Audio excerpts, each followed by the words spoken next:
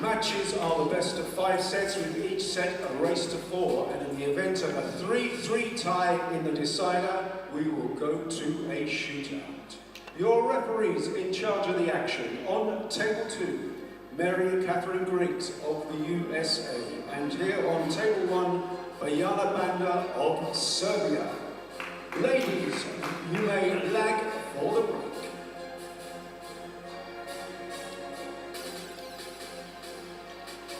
And as we can see, the ladies have lagged for the break, and welcome pool fans from all around the world.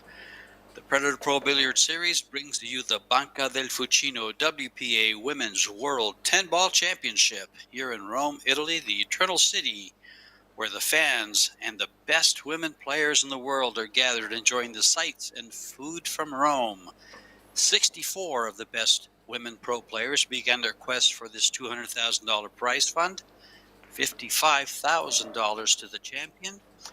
And here is your semifinal match between Chieh-Yu, a 2-time world champion, only one of 2 women to hold the world 9-ball and world 10-ball title at the same time, and Margarita Fefilova Steyer, a 2-time Euro champion, a 2-time WPA champion, but a 22-time Belarusian champ. The winner here moves to the final to meet the winner of Sosoa and Cheska Centeno. This is George Chieh-Yu, and I'm with my friend and Netherlands pro player, Tim de Ruyter. Tim, here we go. What a match. Yeah, definitely what a match. Looking forward to this one. I haven't seen much from Fefilova yet in the tournament. Didn't get to do any commentary on her. But I did watch Chieh-Yu Chou demolish Shashalu earlier this morning. That was an incredible performance. So maybe the eyes are set a little bit on Chou.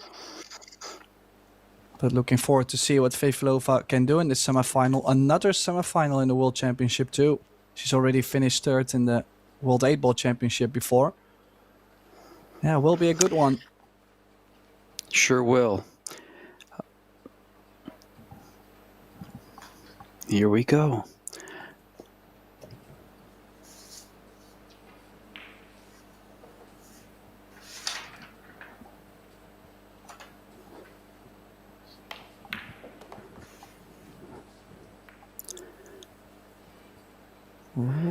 These two, Tim, these two have battled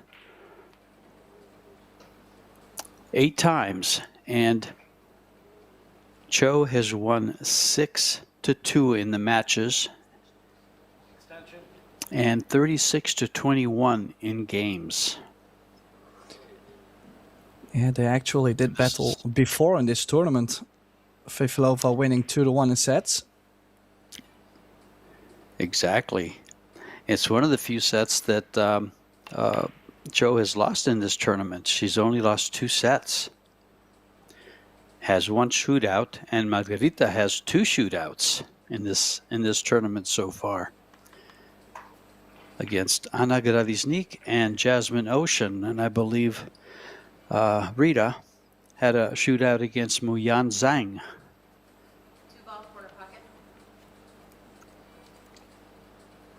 Well, safety from Fefilova does leave. Yeah, I was going to say, I do think this 2-ball is jumpable. Problem is, it's quite straight. I don't think you can go anywhere with the cue ball to get on the 3. But, I mean, I got to say, the bridge doesn't look much easier to me, George.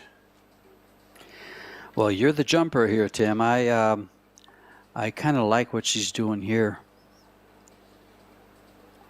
When they get that close for an old guy like me, I'm not jumping it. And she's not coming close to it. So it's ball in hand for Margarita. And an open table to start things off.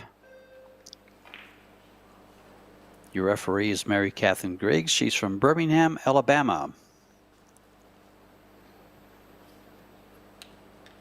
She'll be right on top of the action, which Tim will be calling. Yeah, well, this is a tricky starter in general. If you look at the 4, I don't think the 4 goes by the 7. Then you'll have to travel to the left side of the 5, as the 5 only goes to the bottom right. So, tricky starters.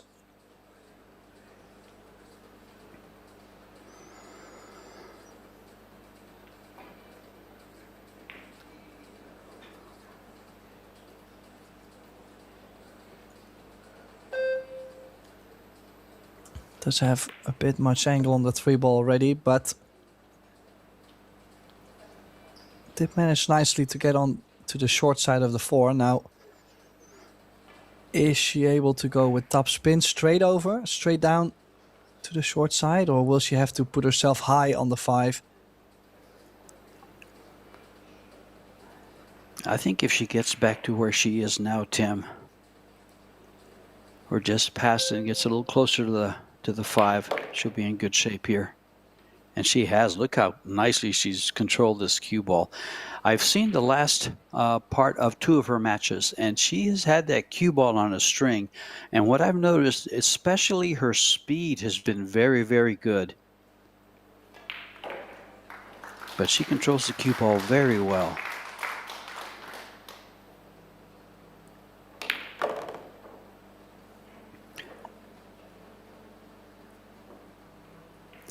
And Yeah, yes, well, she did defeat. Oh. She did defeat Chou in the winners qualification round.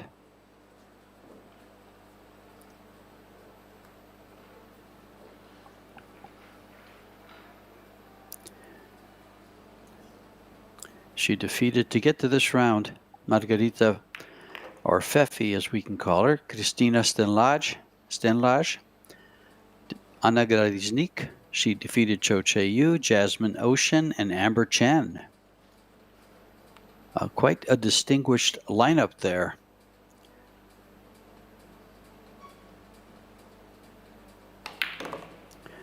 And she's in good shape here, Tim, to take the first game.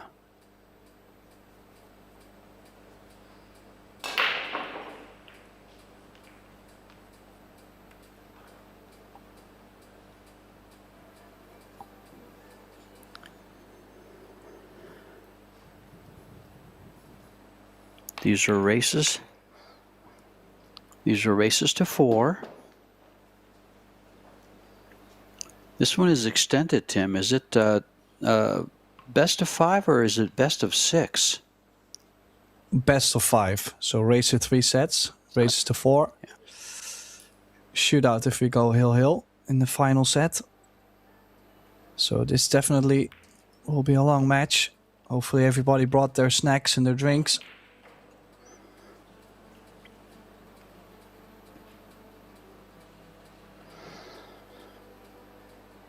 Well, as the scoreboard shows, it's a race to 4. But she won her last match 3-2. And wins the opening game in this first race to 4. Well, she did get ball in hand to start with and got, in my opinion, a really strong run out in. Like I said, there were a couple positional shots to be played, and overall I don't think she ever looked in any trouble. No, she was in good shape the whole round. I tell you, when she gets that cue ball in position, she doesn't get out of line too much. Her speed being so good, I've seen her cross her positional line with excellent speed, which is, when players are doing that, they've got the table down pretty well.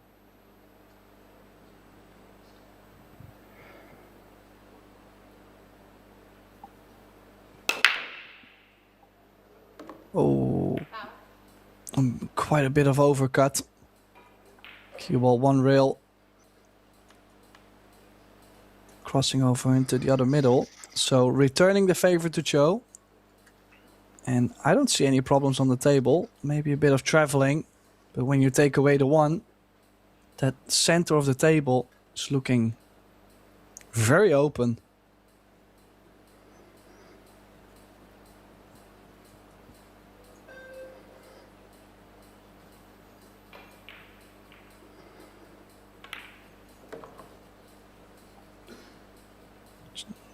I think the most difficult shot would be the 4 to the 5, but it all depends. Give yourself a nice angle on the 3 ball to pop out to the middle of the table.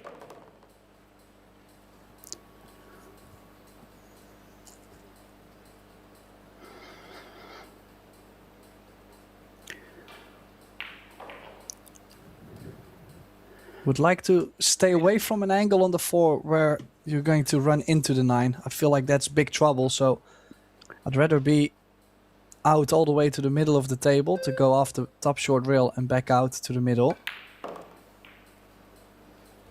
Well, she's at least put herself straight, so this was the bare minimum she had to get.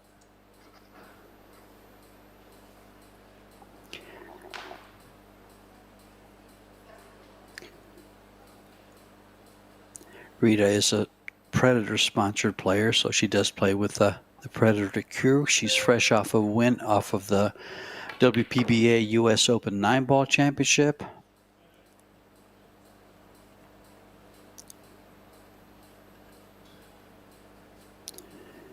She's actually an Apex Mixed Doubles Invitational, which she won with Chang Zhonglin, the late Chang Zhonglin. She also played on the world teams with him. I had the pleasure of commentating her match in her first world 10-ball title in 2022 in Austria.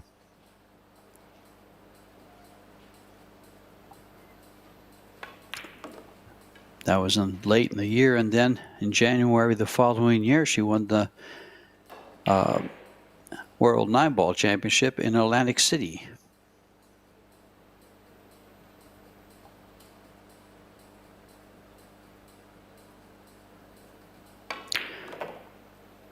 Also the Taiwanese coach. And she's brought her younger sister, Chieh-Yu, into the women's pro billiard, and she's done well in some of these tournaments, reaching, I believe, the final 16.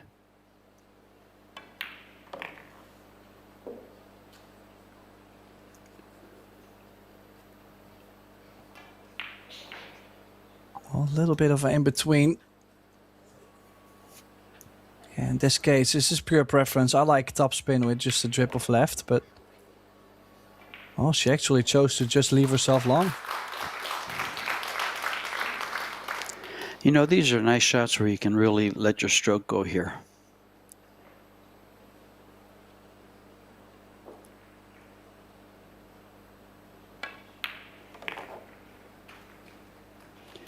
And we are tied at 1 as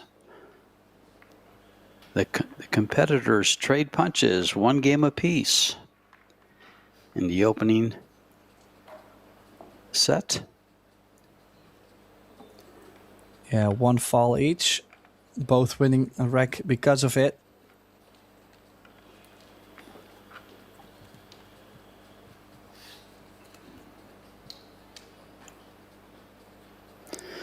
Those stats really tell us how things are going there. You can see everything is almost exactly even.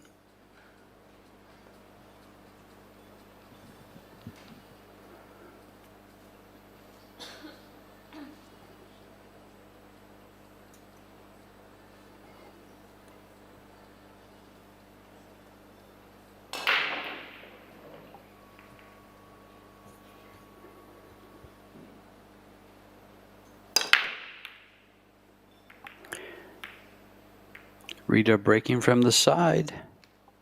Breaks dry, and all the balls on the side she broke from. Yeah, she gave that some kind of confirmation, looking like, oh yeah, sure. Yeah. I break dry and I leave her straight in. It kind of look. But look at this layout, George. 1, 2, and the 3. Layout. And the 4. Over the pocket almost. They're all right there. It's just really, when she goes from the 2 to the 3, the only thing that could go wrong is maybe get behind the 8.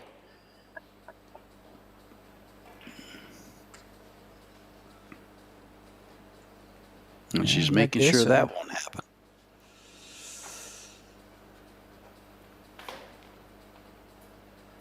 Well, this is interesting. Is she going to play back where she is now, or is she going to play low right to the left side of the 8, just making sure nothing can come in between? I think she's just going to make sure she doesn't get behind the 8. Oh. Oof. Oh, well. my. She's on the wrong side of this, Tim. Well, The 8 even ball keeps from... if she draws back, she can go 3 rails off the 4 to get to the 5. Extension. I'm thinking about the 4 ball next. I understand, but you make the 4. You make the 3 I ball. got You draw back just next to the 8, got you. and you give yourself a lot of angle on the 4 to run it around. Yeah. Kind of feels weird to play this 4 into the bottom right corner in this view. Yeah, I like this choice. Yeah, she's going your route. My first look at that thought that maybe that might be the 4 ball might be too low, but it's not. It's perfect, and your 3 rail route is perfect, Tim.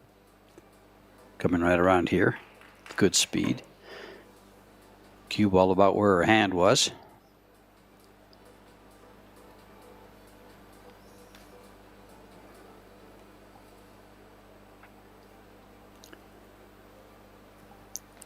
Looking good here.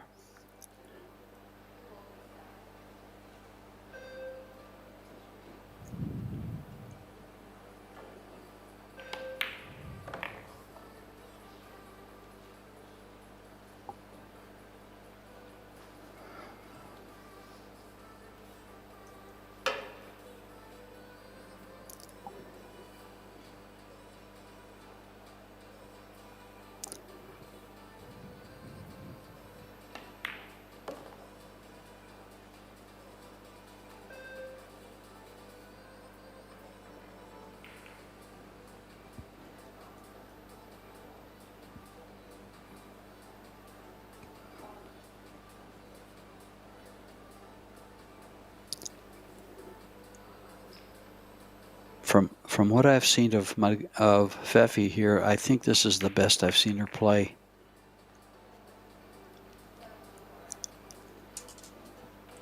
So consistent. Well, she looks to have the prime shape on this 8, which could have been a lot more angle too.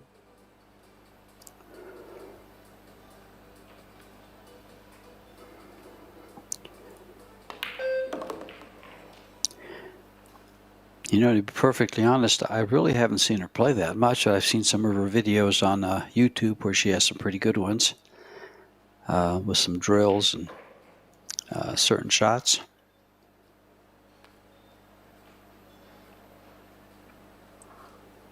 Yeah, I was a little surprised, so she still went into the bottom short rail. She's straight now on the 9. Would like to maybe draw just in front of the middle to have nicer queuing on the 10. That's what she's tried, but landed just near the side pocket point, so a bit of an awkward 10.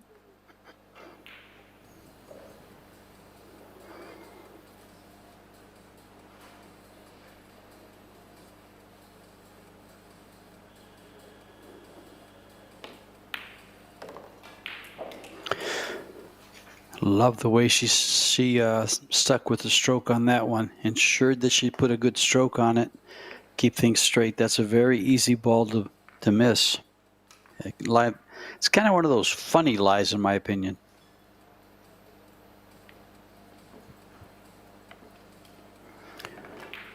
And there you can see table number 1 with Sosoa and Cheska Centeno. Centeno leading 2-0 at this point.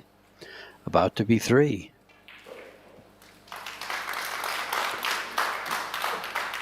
The Flash living up to her name.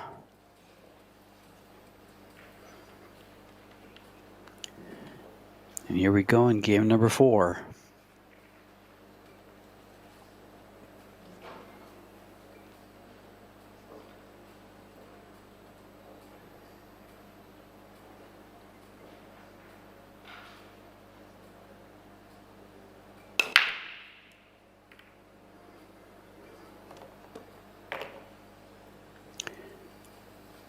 Tim, it's raining balls.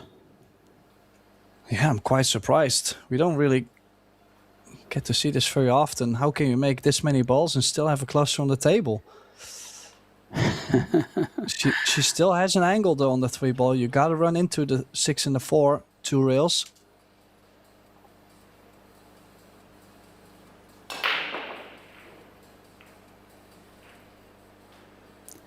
Yeah, 3 balls down on the break.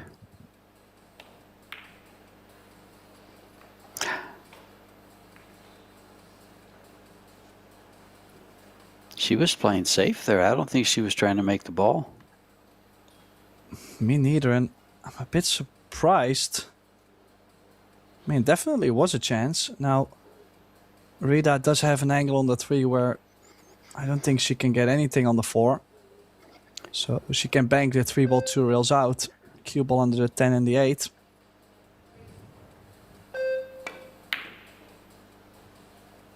Oh, look at this. I think it's interesting to see that Rita, she wasn't just trying to stun under the 10. She really was trying that stun forward with a bit of left spin to crawl behind the 10. She got it slightly off, but I'm saying she is really looking for those small details to just play that little better on the saves. Totally agree, Tim. And one more little detail that I noticed that, you know, it's up to my opinion, but she was trying to put the 3 ball close to the 4 so that if she does make a good hit, she's going to open up the rack for her and can progress. That's a big plus and when you play safe. Make your opponent do your dirty work. Here she is again. Oh, you mean this kind of dirty work? Yeah, that kind of dirty work.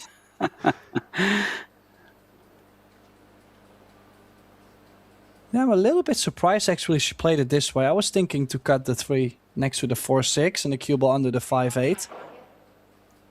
Because now if you get ball in hand on the 3 ball, you still have to work the 4 and the 6.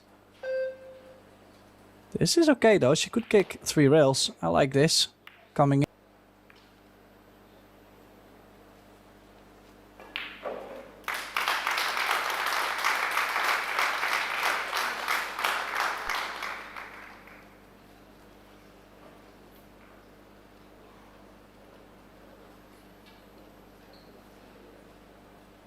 Going to stun run the cue ball forward.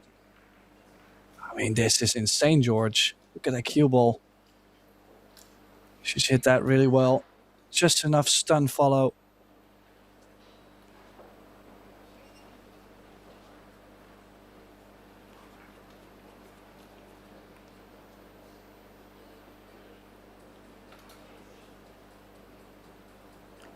Yeah, she's just got to hit before the side pocket here to get to the 3.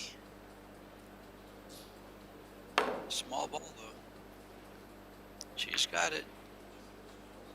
Oh, she's gonna need a rail after. She's gonna need a rail after. No rail.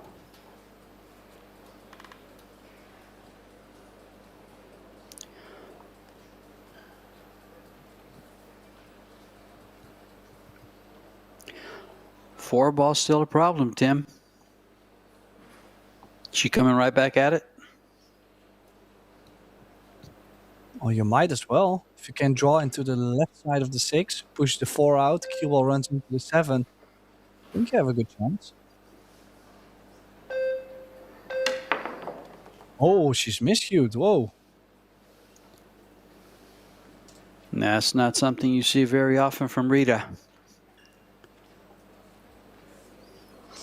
Well, are we gonna see a similar shot from Margaret? Besides the miscuing, I mean.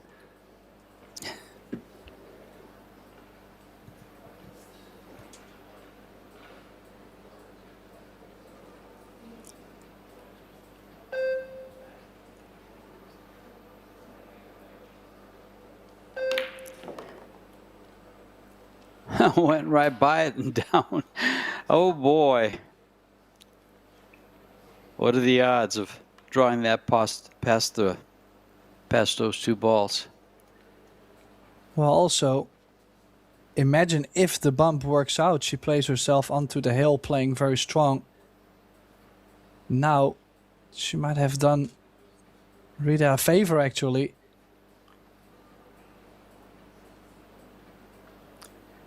Yeah, she's opened the door for the 3 foul. I don't think Rita will go for the 3 foul. I think she'll just go to get ball in hand or run out. But the 5 ball stuff, it doesn't go by the 8. This has been a weird wreck for someone that made 3 balls on the break. Oh boy, up against it.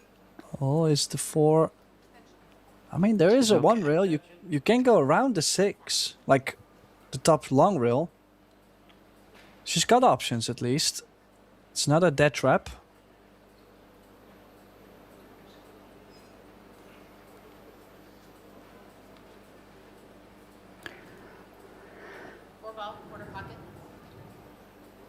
Oh, she's going the long way.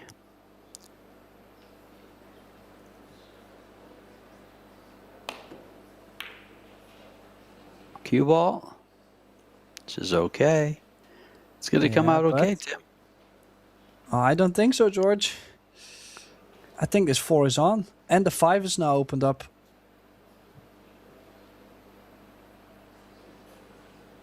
That's a thin cut. She's called it.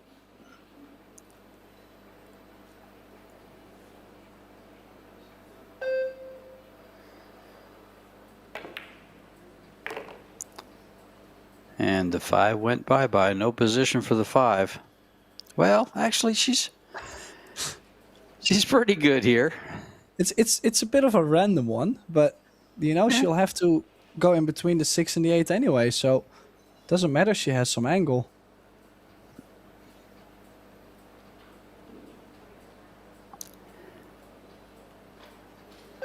Let's see if they keep trading punches here. Oh, uh-oh.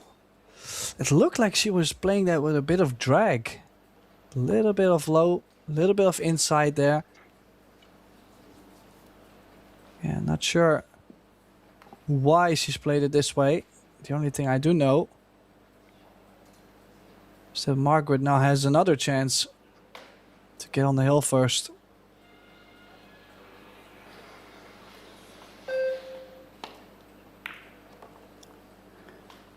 Oh, this This might is not gonna end run. up great either. Oh. Well, she didn't get the position she wanted, but she's got a nice little kind of a kick shot here that she may be able to hold it behind the 7. 6 ball, quarter pocket. On 2 rails, Tim.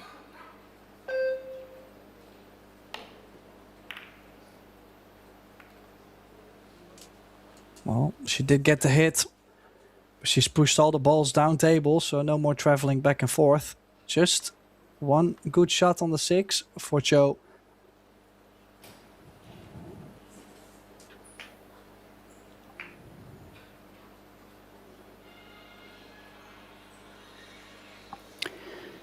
Big shot for Rita right here. And also, would you go back and forth, or would you choose to run into the 8? And this was a bit of a downside on nudging the 8. A little flick could let the cue ball go loose. We might see another safety. This is a drama wreck for both.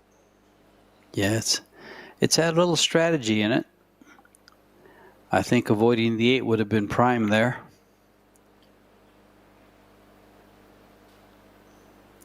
She'll bring the jump cue.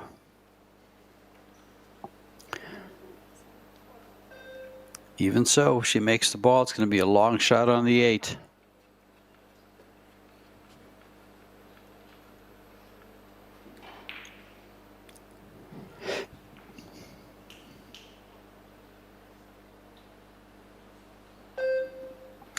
What a great tournament we've had here in Rome. Seen some exceptional pool. Well, one thing I do like about these Pro Billiards Series events is I feel like every stop we have, there is something special happening. Like with this stop, we've had the wheelchair, but also the Women's Master Showdown, the 2 female players doubling together, which we haven't seen before. You know, and every stop has this kind of special event. Yes, and you mentioned the doubles showdown, and this lady right here at the table, right along with help from Christina Tkach, won the title. Yeah, I think that's where Rita's form really kickstarted. I think yesterday she found something, and today she has been playing very strong. But, you know, we're tied at 2. This set can still go anywhere. Yeah, in her doubles match with Christina, I noticed that the major part of the mistakes came from Rita, and she actually said that in her interview, that Christina the Crystal did a great job of holding her up, and that they were down the first set, and they came back and won it really strong.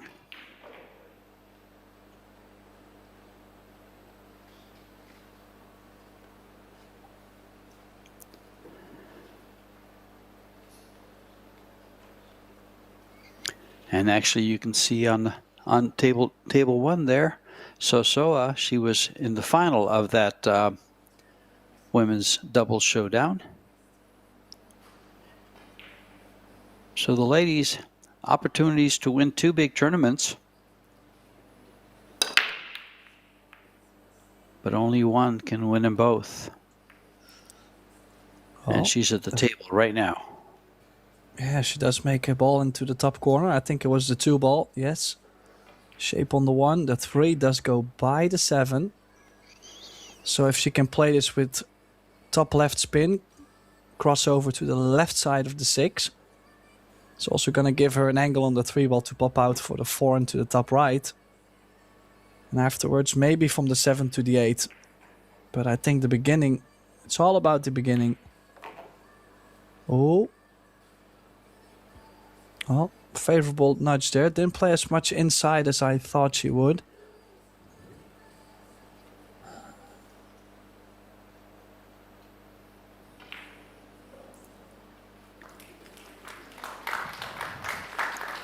Everything's open.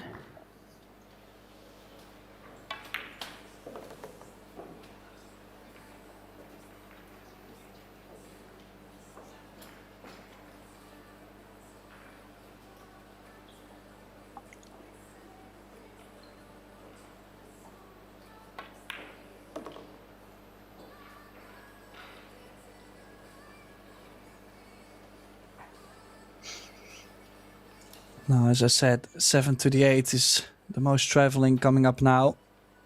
But she's already checking to see if I leave myself plenty of angle on the 6, can I get near the 7? And a nice angle to go 1 rail or 2 rails back out for the 8 into the left middle. Could also play, by the way, for the 8 into the top right.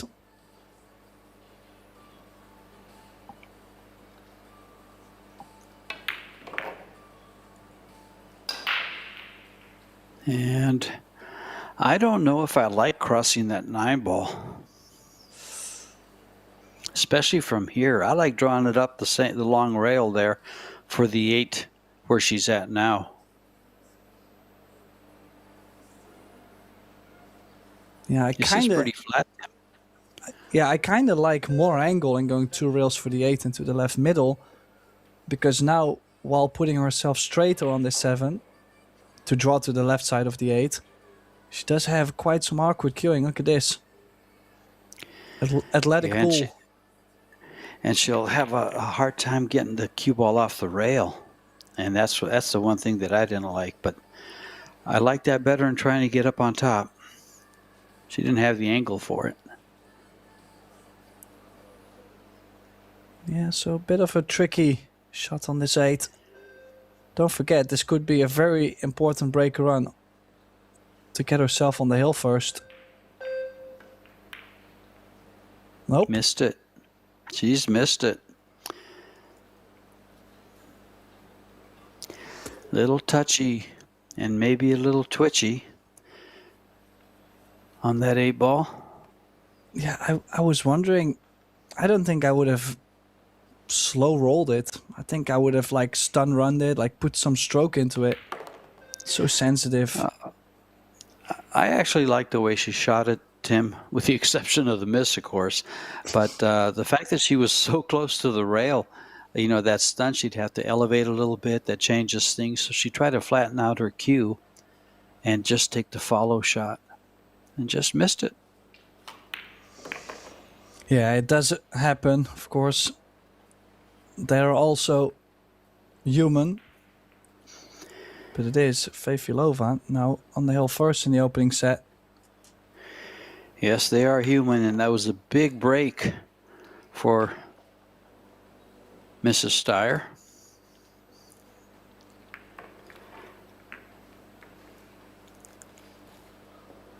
And there's actually, is that the only missed shot? No, she's got 2 missed shots now. Rita does. Margarita has 1. Yeah, I'm wondering, did the miscue count as a foul or as a missed shot? Because, well, technically she missed the shot. So, I don't know. We would have to ask the stat man. I'm sure he'll give us an answer soon. He is Johnny on the spot every time we have a little request or a little question. And game number 6 to close out the set. Or do we go hill?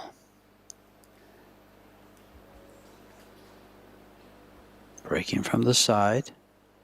She made 3 balls on her last break. Oh, the 1 ball straight into the middle. Look at the shape on the 2. Does the 3 ball go by the 8? I think it's tight, but it might go. It might slide by the 8.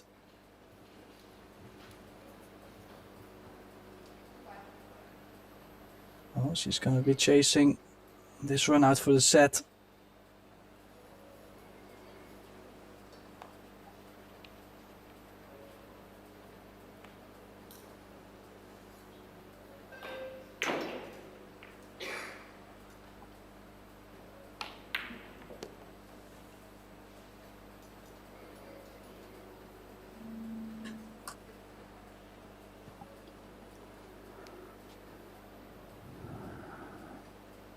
You know, she's got room for this 3, or appears to have room for this 3.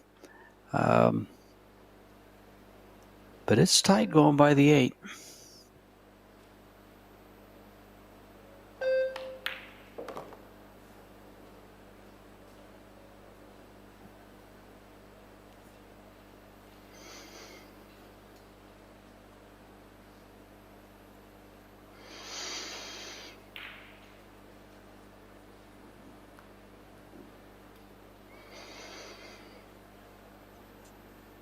Well, short side of the 5 ball. Stun over for the 6, maybe to the bottom right, unless she can still avoid the scratch. You know, I like the way she moves her cue ball there, Tim. She doesn't just kind of fall over. She does, you know, she gives it enough English to come up and get a really nice line on her next shot. Like this, she'll come straight back, about to where she is now. Doesn't want to get too straight. That's perfect. That's just, she does that so well. Her speed has just been excellent.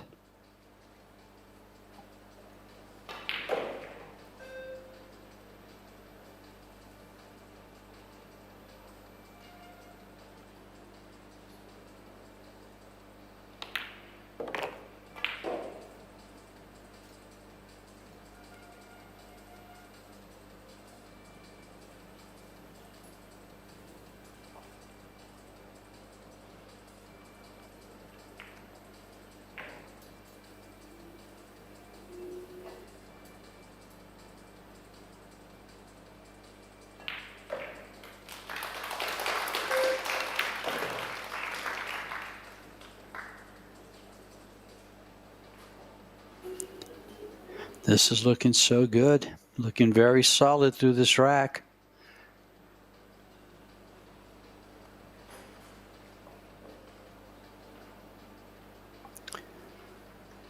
These 3 balls for the set. Yeah, I gotta say, strong performance.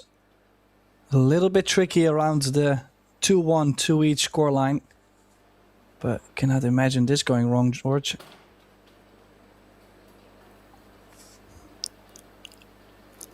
Now she'll be bringing that cue ball towards that side pocket right along the long rail. I don't think anything can go wrong here.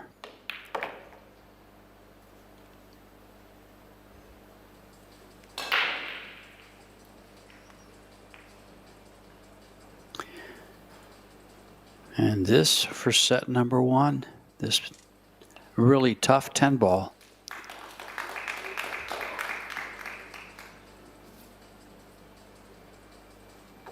I guess if I had to shoot 10 balls, Tim, that's how I want to shoot them. And EPR Comunicazione. Fefi to break. Set number 2. Racing to 4. She's had 2 semifinal finishes in World Championships now. This is time to break that streak and get into a final. But Rita Chou has a lot to say about that.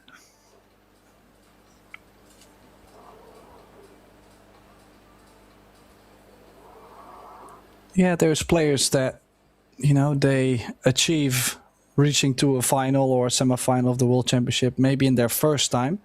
They overcome that hurdle to a certain point.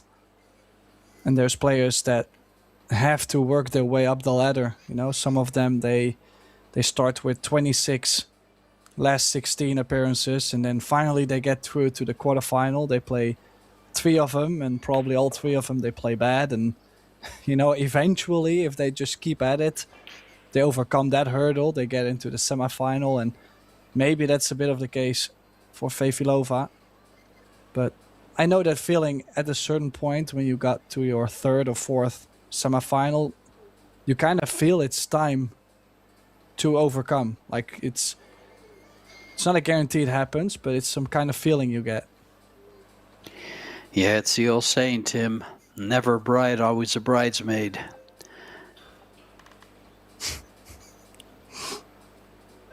See, us old guys can come up with those, Tim. I'm so happy. I would never be able to do that. So what would I be without you, George? Boring. Well, oh, yeah, that good wasn't safety. boring. She went right by that 2 ball. Good safety. And it kind of looks like Margaret is doing the exact same thing to Chou, what Chou was doing this morning to Chieh-Yu. She's got complete control over the match. Well, in my observation so far in the first set, of course, was that Margaret has had a better cue ball control. I believe. I think that is the owner of the Banca del Fucino with the glasses. Not 100% sure. Ooh. Oh dear. Let's see how long she keeps that in her head. She's got to let that go right away.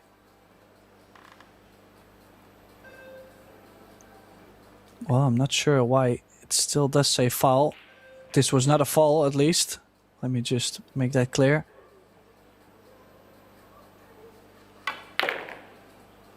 Oh, she played the straight draw, George. I'm so surprised. Like, the choices Rita is making at the moment are completely different. She still has something on this 5 ball, though.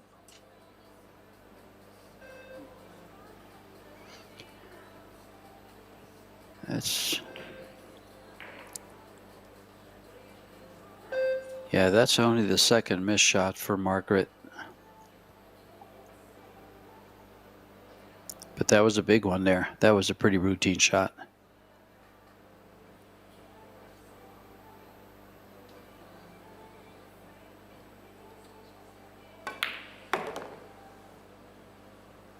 Oh, this is gonna be a bit short now.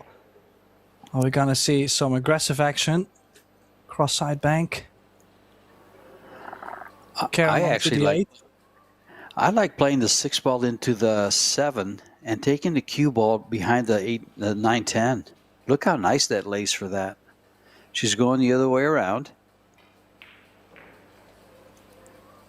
But do you see how big that safety would play?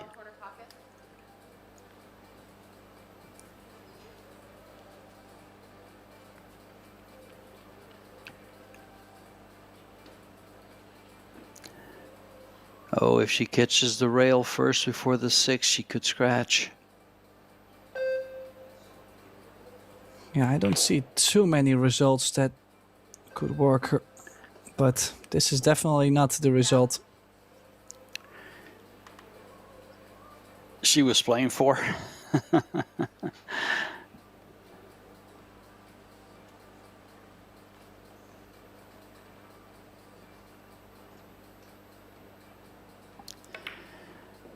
It's funny how on these short races, the second set starts to the advantage of the player that lost the first one. It happens quite a bit. All ball fouls, you have to watch that hand.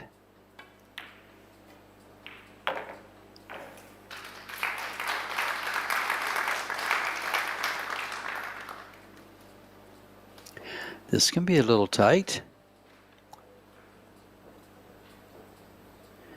This is a thin cut, Tim. Can she get by this and go into the 9 or get on the correct side of the 9? This is tough. Well, she might have to go. What is it? 5 rails. Long, Yeah. short, long, short, long. I mean, well, Oh, what wow. is she done? There, she ran out of time. She is a bit lost. I mean, she had the chance to go 3-2 up in the first set, and afterwards I kind of feel like, I mean, I'm not going to say she hasn't played any good shot at all, but she hasn't been running out as strong. Her safety play, I mean, this safety definitely not successful. You know, Tim, that's kind of a sign that you're feeling the heat. And that's not something I've ever seen from Chieh-Yu. She's just a master at the table.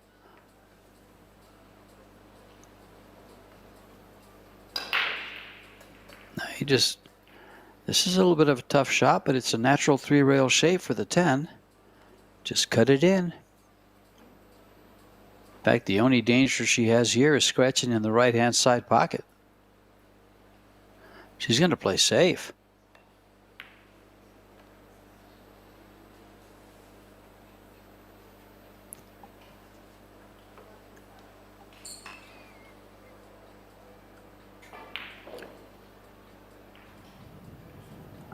Well, just for both. I mean, I feel like maybe this second set, they're both feeling like they feel like they could make a big distance. I don't know, but Margaret getting that 8 ball and already playing safe on the 9.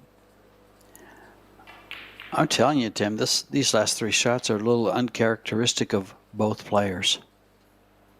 Yeah.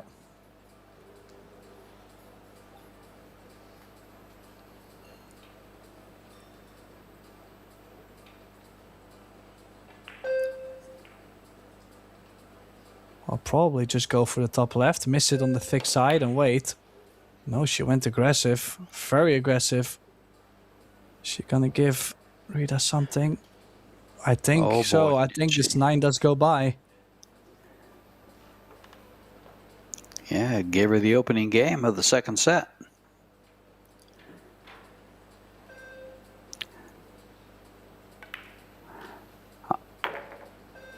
I really liked going for that 9 ball with that 3-rail shape for the 10. I'm surprised Fefi didn't do that. But then again, she's the pro. Game number 1, set number 2. Go. We don't really have to execute. Like, I mean, you still need a pure stroke. You still need the proper tip position, the proper amount of spin. to avoid the scratches. And if you're not feeling it, if you feel a bit of nerves, they will have to execute. We only get to see the shot, so a bit of a difference. But if you look at the player overall performance on both sides, 757 to Rita, 796 I believe it was for Fefilova, which shows that this match is super close still. Sure is, especially the time. Well, the time at the table is a 10%, 12% difference, 56 to 44. Fefilova a little bit more at the table, but the break success, of course, favors Fefilova. Let's see how Rita does with this break from the side. There goes the. Never mind. There goes 0 balls.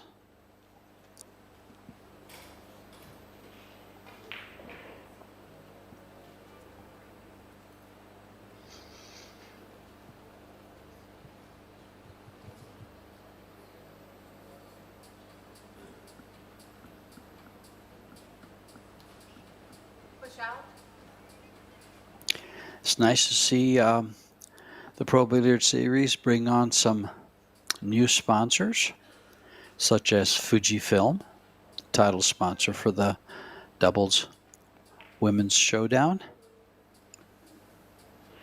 And of course, Banca del Fucino for this World WPA World title. This would be Rita's second one. Whichever wins here will have to get by Cesca Centeno, who is going for a third World 10-ball title. Or, because Cesca didn't win that match yet, it's only 2 each in the second set, George. Don't get ahead of yourself. I'm not. I'm just saying she's that's what she's playing for. Just like these guys are playing for. Just like Rita's playing for her second. They got to get there, but there can be only one champion.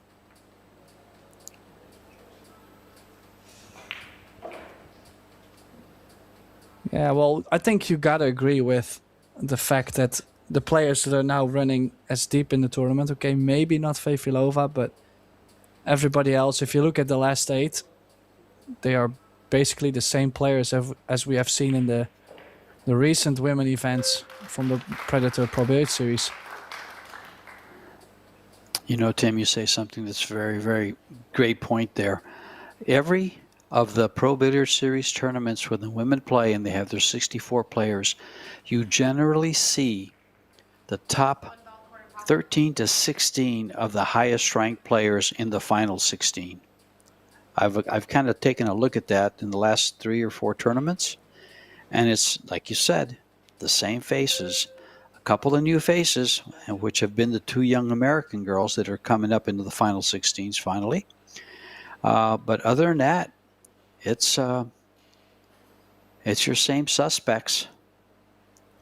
Cesca, Rubelin, Tkach, Fefilova, Chou, Soa. Well, I feel like, for example, Amber Chen, for a while, she was a bit in between, but now I feel like she's starting to join that group.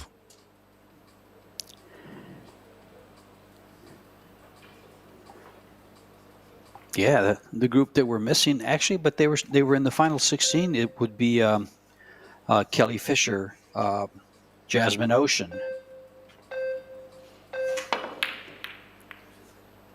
Jasmine was in the final 16 here. Now you're getting Shasha Lu and quite a few of them. Chikiro Kawahara has been coming up quite a bit. Hideguchi came into it this time.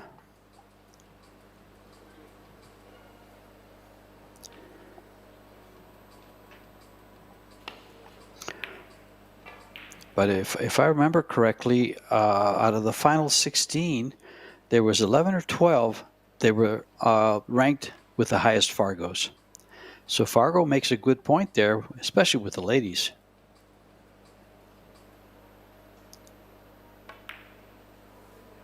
And the cream rises to the top.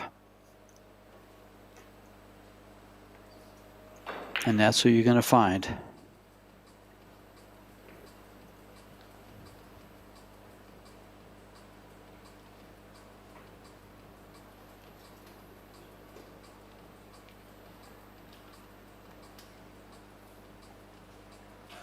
Well, Rita chasing the one ball earlier messed up the whole rack, and now another, oh, I was going to say another great hit on the one. Really surprised it opened up that much on the third.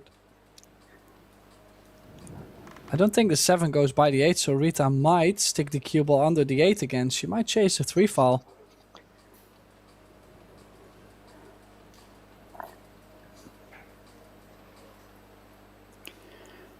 She seems confused. She's not real sure.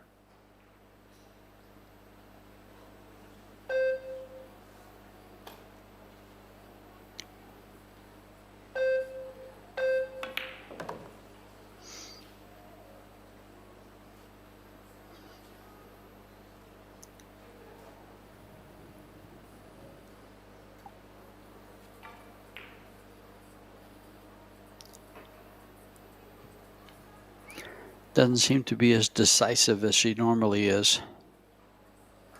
Yeah, she's a bit slower. She's also not having that same rhythm. Like, she in general likes to play at a pretty high pace.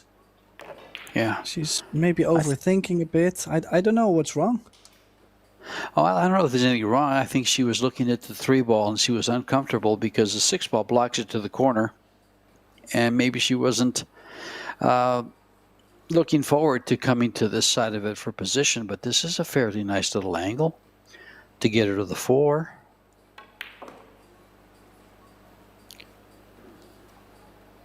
But the 7 ball is a problem. And I don't think she can... she might be able to break it out when she shoots the 5. Let's see where her angle goes here.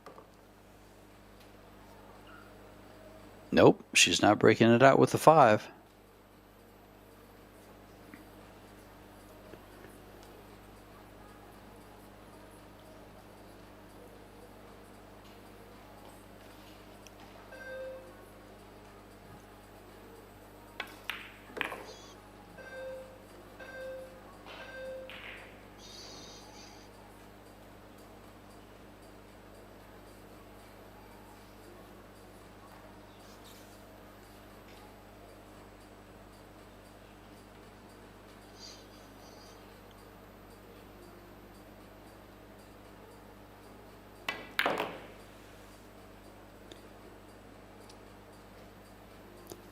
She wants a bounce.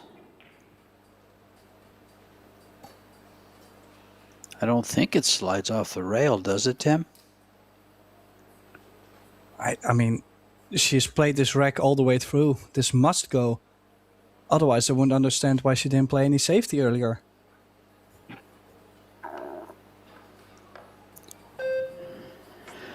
We'll see how she plays this. I mean, yes, she can hit this real thin and play safety behind the 8, but I favor Margaret to make this.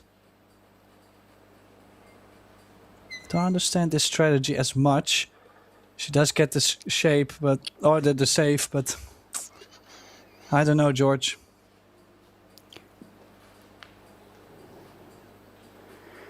Well, this is a straightforward kick. If she goes a little short, she could catch the point of the side pocket. Every time I'm kicking at these, that's exactly what I do. Oh, she's hit it perfect. Will there be a rail? Yes, there is, but look at this. As it turned out, Tim, she played that 7 well. Look what she got for it.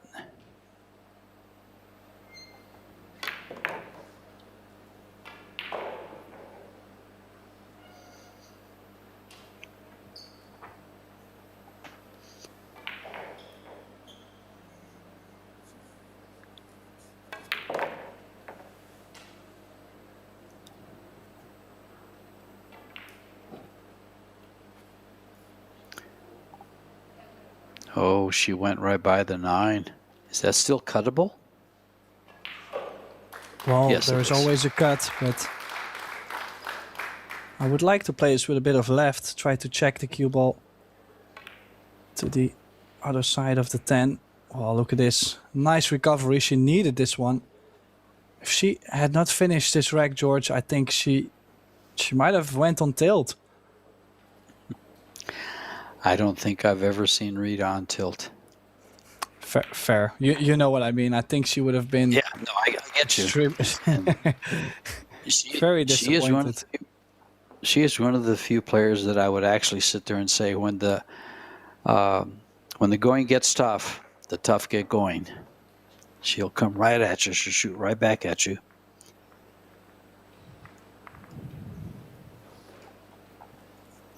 Yeah, now. And 2-0 in the second set. Yeah, you can see the difference in the second set. The player overall performance 800 for Rita, so a little better than set 1, and a 444 in Fefilova's favor. I mean, big difference. 2-0 down. Gotta say, overall, break performance, break success has been quite high this match. It has, and I think Fefi has really found a good break from the side there. I think she's pocketing balls better than anyone I've seen breaking from the side.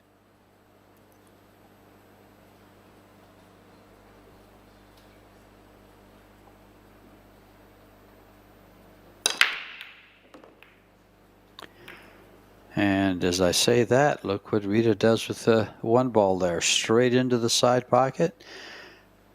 Not much on the 2. Oh, look at the safety she has. Can she tuck that cue ball to where the 3 is? Oh, looks simple. She might play it the other way around. Bring the 2 Yeah, that too. over to the 3. I actually like that better, Tim, and the reason for it is if she tucks the cue ball to where the 3 is, she could kick the 3 ball into the pocket and be stuck with a shot.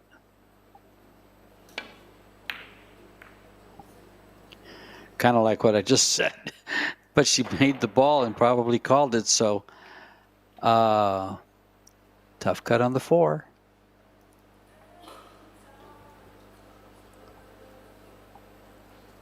Yeah, I do kind of feel like if you make the 4, cue ball does run 1 rail all the way up to the 8. So it's a tricky cut, but not so much with the cue ball. Maybe a bit of right spin, but it's go time. Yeah, she has to go here. And the cue ball will have a nice line to get back to the 5.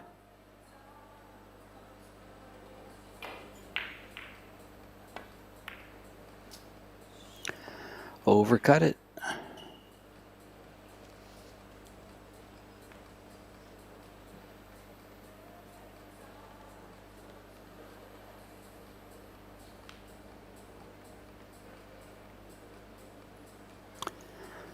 I can see this semifinal going all the way down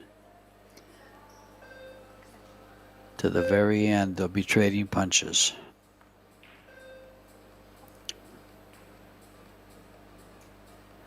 Meanwhile, the ladies are tied 3 games apiece on table number 1. In the second set, Cheska has won the first set over Soa.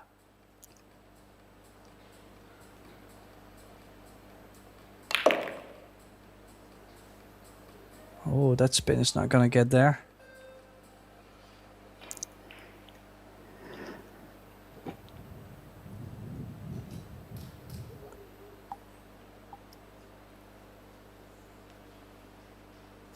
Yeah, what to play? I mean, this is a bit of an interesting position.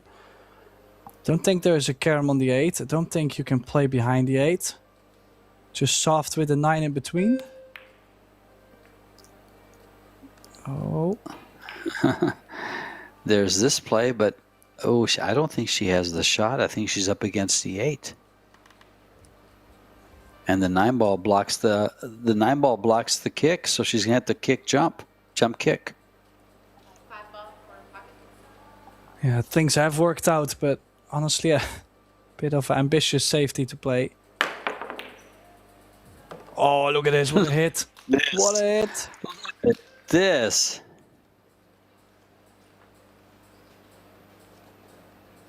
Unreal jump kick on the 5 from Chou. Look at this. She's on the 6 ball, and if she can clear up, she would get herself on the hill with that shot.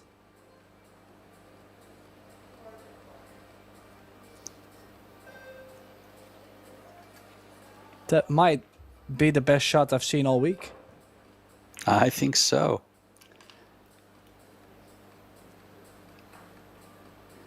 And you know, sometimes in a match like what Rita's having here, a shot like that can really, really build your momentum.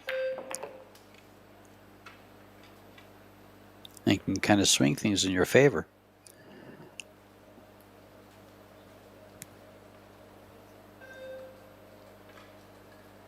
Yeah, sometimes you have to make the magic happen to deserve any kind of momentum. Whoa. Oh. This is going to come a little closer, and you want to come to the side pocket.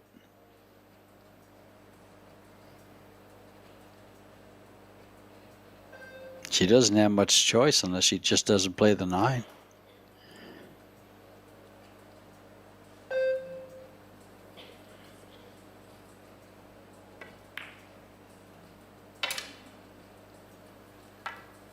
I'll tell you right now, I think the fact that she was coming close to that side pocket had a lot to do with missing that 9 ball. Yeah, the only thing I just didn't understand is the way she struck the 8. I mean, she got so low, even though everything on the high side of the 9 would have been... I mean, I'm not going to say easy. Nothing is easy in the semifinal of a World Championship, but... maybe she was trying to play herself too perfect on the 8, so it's not going to be 3-0. It's going to be 2-1.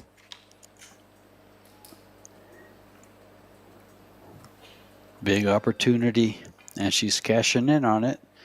Fefi takes the 3rd game, trailing 1 game to 2 in a race to 4. Oh, don't forget how she was breaking too. With that break, a lot of things can happen.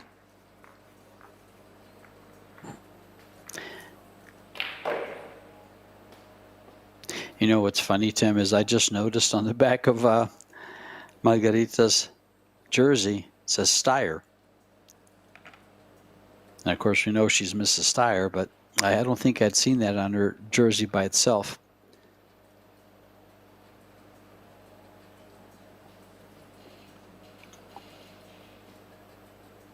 So we can have all kinds of nicknames for Mrs. Steyer.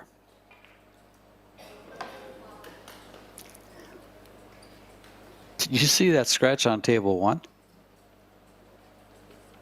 Yeah, and that's also going to cost Soa the set. Unreal. What is happening in these semifinals? It's unreal. It's called nerves. It's called pressure. Pressure is real.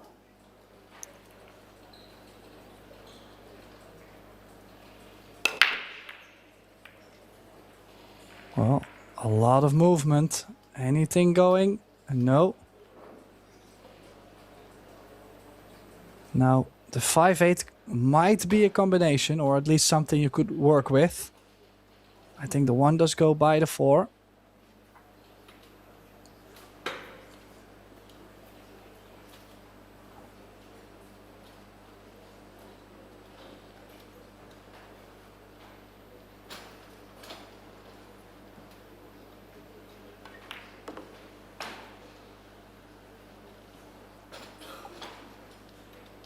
Yeah, from the top view you can see the 5-8 quite off angle. I think you've got any other choice than taking it on later on, George. Do you think there's another way to develop the 5-8? Well, first of all, you got to make the 2, but with the 3, maybe with the 3, you could choose to play the 3 ball off the 8, or if that 5-8 is, if the combo's available, I'd have to look at that. Well, we are going to find out at some point, but first the 2 to the 3 ball, as you mentioned. She has a choice to stay underneath the 6 or go around the 6. She's not going to get around it. She's trouble.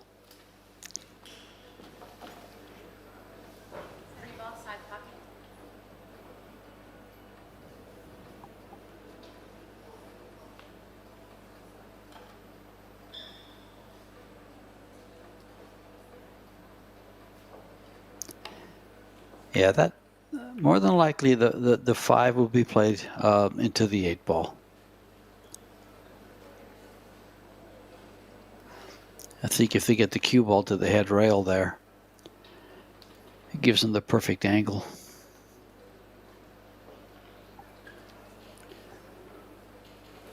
The question is, who will be playing it? Well, she's not out of the woods here. I don't think she can get to the bottom side of the floor. She's gonna run into it very softly. Oh, she's even played safe. She just barely got it though.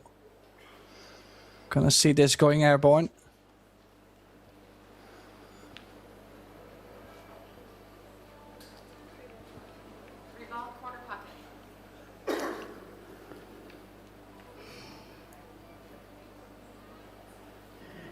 You know, these are long sets. These can go 5 sets. At 4 games, at 8 games a set, or at 7 games a set, that's almost 30 games.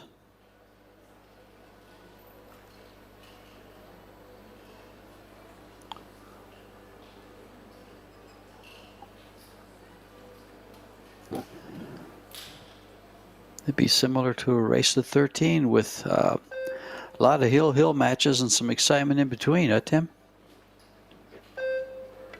Oh, a little excitement in between. My heart barely can handle whatever is happening at the moment on 2 tables because, well, usually I only watch the table that we're doing the commentary on. I was just so curious on the other table, and then I seen that scratch on the 9. I'm still lost for words. Cue ball on top of the 5-8 is possible here. I like that play. No.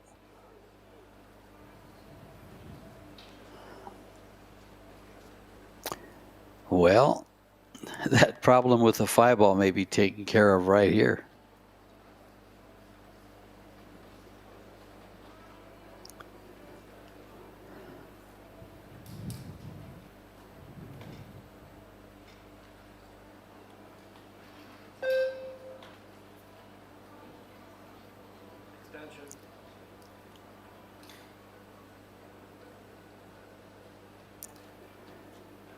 Chou with the extension.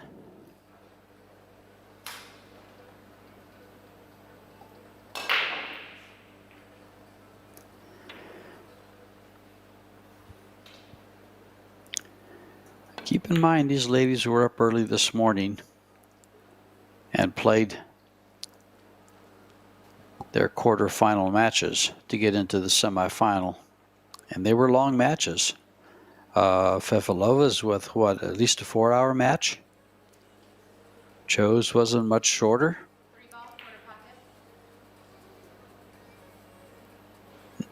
Actually, she defeated Chieh-Yu Chou 3-0.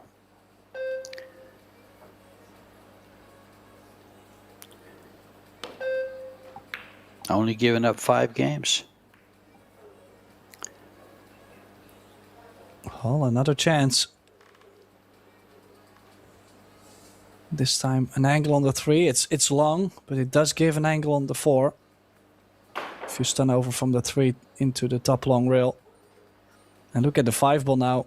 Everything is into play, but there really is not a guarantee so far this match. It should be over.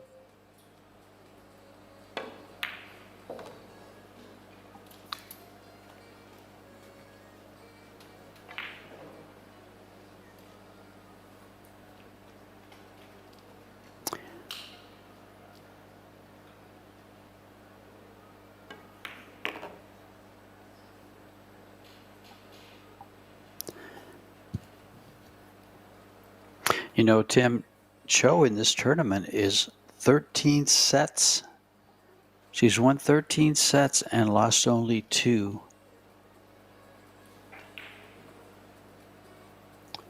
And she won in a shootout.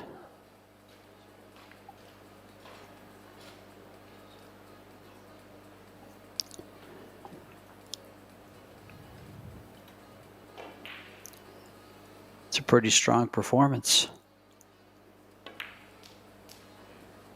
Oh boy, but she's struggling here.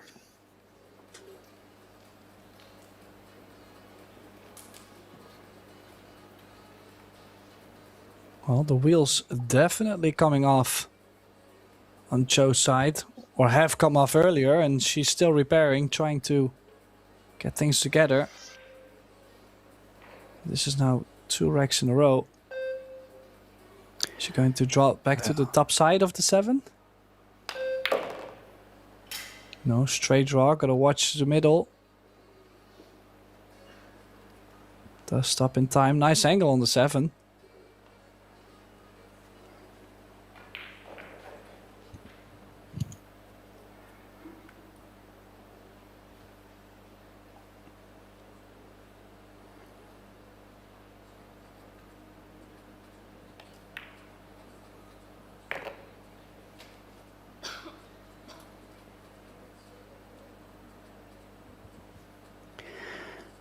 Well, Margaret's not letting this one get away.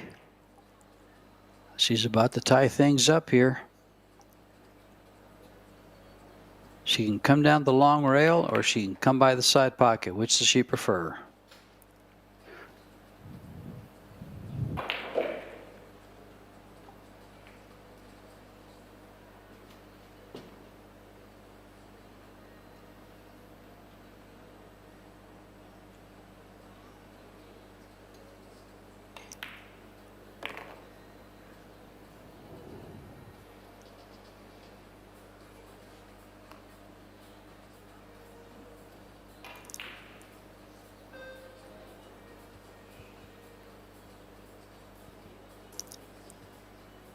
This 10 ball, and we are tied at 2. Second set.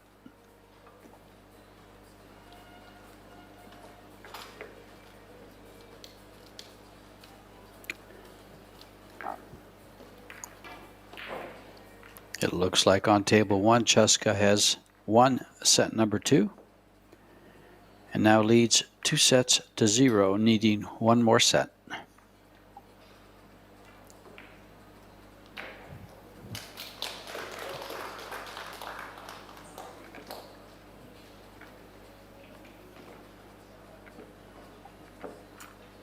Yeah, well, once again, player overall performance 766 against 750. Break success 40 against 60. Just, if you look at Chieh-Yu Chou, missed shots. 7 missed shots overall in this whole match. I think that's a fascinating stat by itself. I don't think she played 3 sets in the quarterfinal. I don't think she even got to 5 missed balls.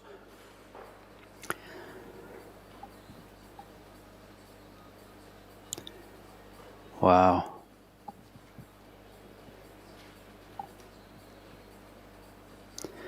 Well, you know what those stats tell me right here is that so far Margaret is kind of allowing Chou to hang in there in this set.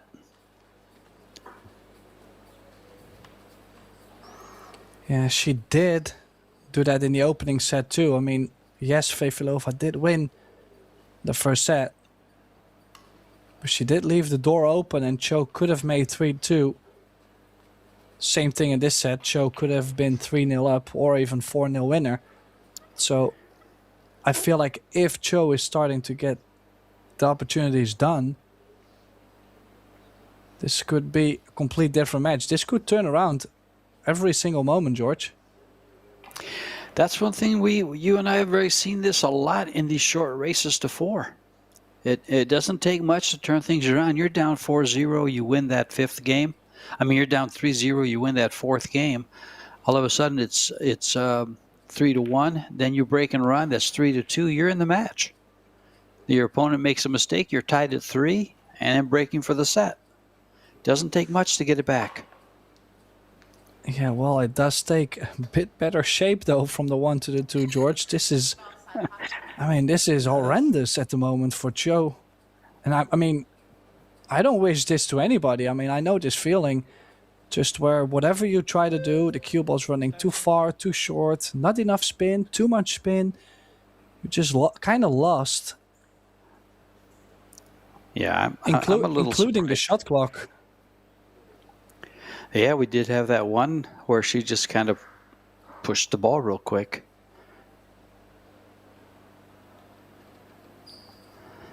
Straightforward kick, right at the 2. Missing it. Oh, and she's opened up the 4 at the same time. Look at this, ball in hand on the 2, 3 and the 4 next to it.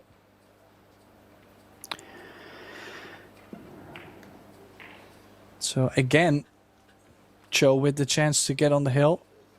Doesn't. And I mean, Margaret did hold her nerves together in the opening set and took over the lead and closed out the set eventually. This is similar, you know, if she can hold her nerve, could put herself on the hill again.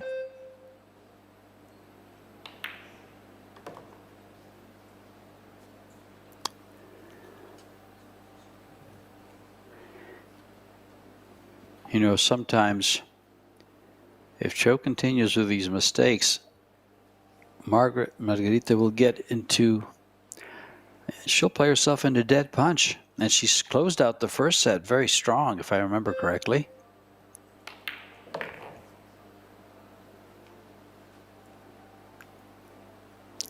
And then with time at the table, running balls, you just get into your flow.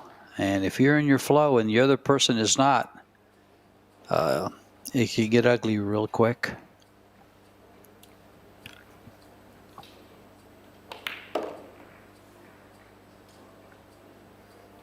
She's in perfect position to run these last 6 balls.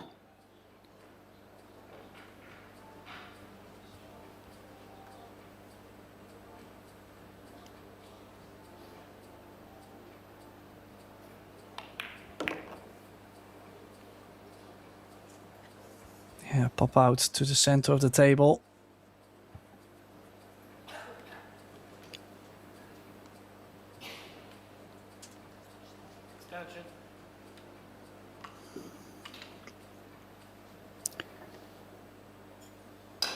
Yeah, won't really have the opportunity to give herself a nice big angle on the 7 to cross over to the 8. I feel like both the 9 and the 10 come into play, either side, to bring a big angle in.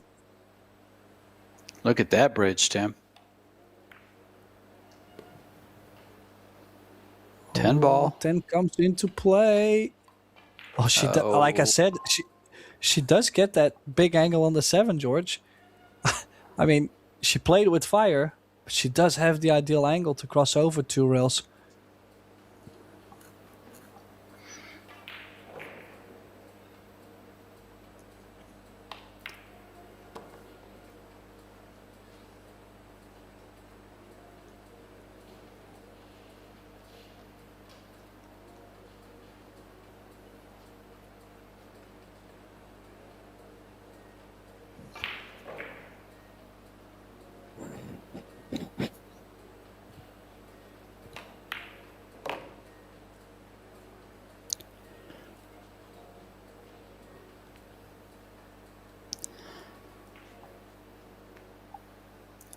Absolutely perfect. Looking very strong here to get on the hill for the second set.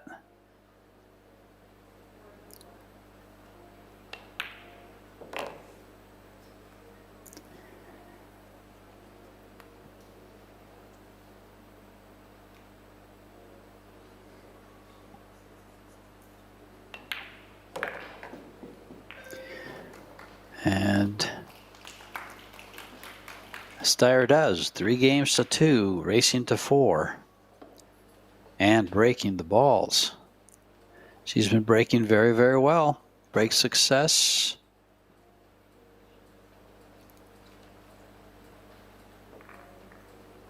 For the match so far is 50%. Set number 1, she was at 67. Set number 2 so far, she's at 33.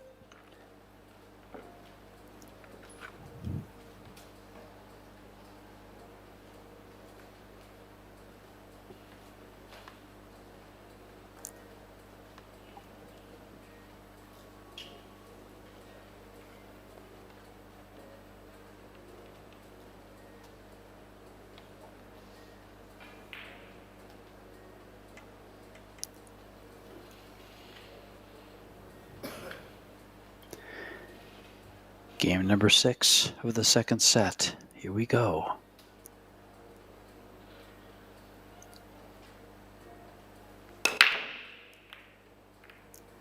That sounded square, but it looks dry. Well, there is another chance for Chou. I wonder, will she play the one ball maybe into the corner? Gives easier shape on the 2 to the same corner. If she plays the 1 into the middle, cue ball's running towards the 6. Bit limited on the options.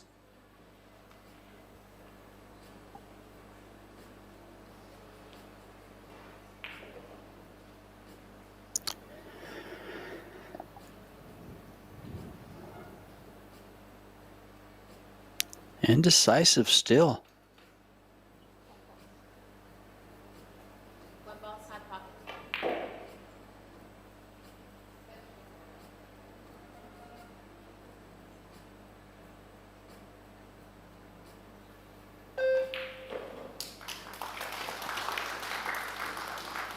Yeah, I didn't mean it in a bad way when I said like her game looks a bit off, but before when she was playing well, she really didn't take this much time to make a decision. She kind of felt the right shot over and over.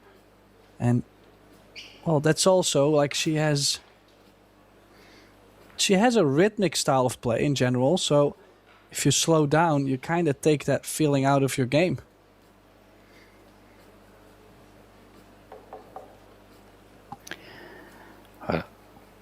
I tell you, Tim, out of the women's game, her game is as good as any. Well, if you even just go with Fargo, she is, 774? And with the addition of Simin Chen at 795, she is the second or third. I think Cheska and her and Rubelin are all very, very close in Fargo. In fact, I happen to have it right here. Yeah, Cheska, Cho, Shashalu, Kelly Fisher, and Rubelin Amit, 764 to 774.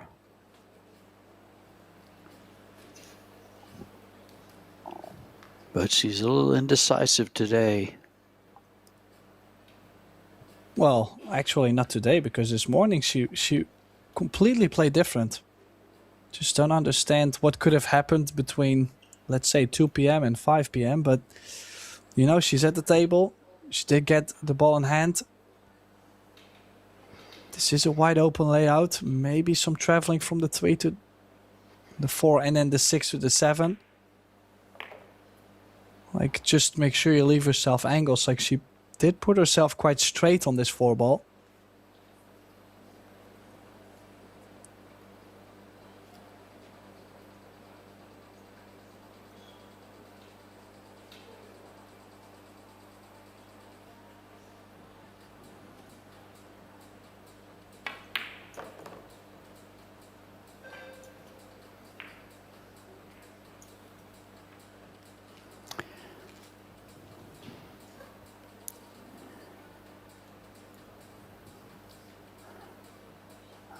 I'm just checking out a hunch here, Tim.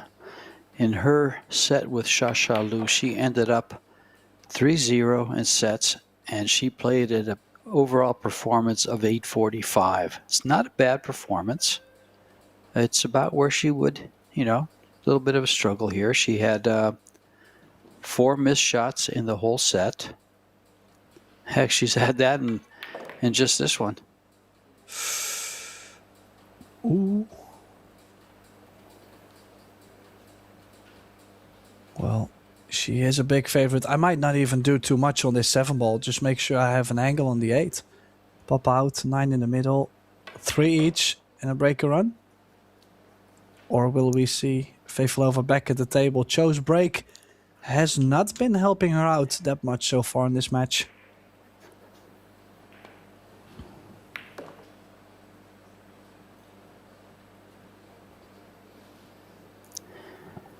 Well, no, her break success is at 40%. But on the same line as her competitor, Margaret's at 43.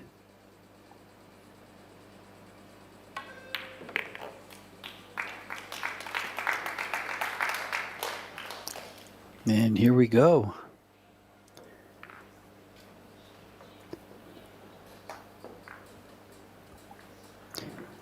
Tied at 3, second set.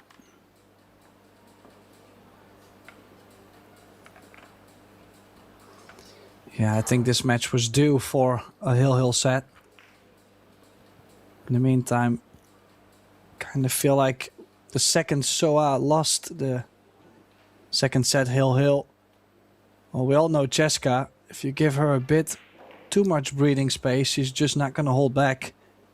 She's only going to feel more comfortable. She's about to play herself onto the double hill.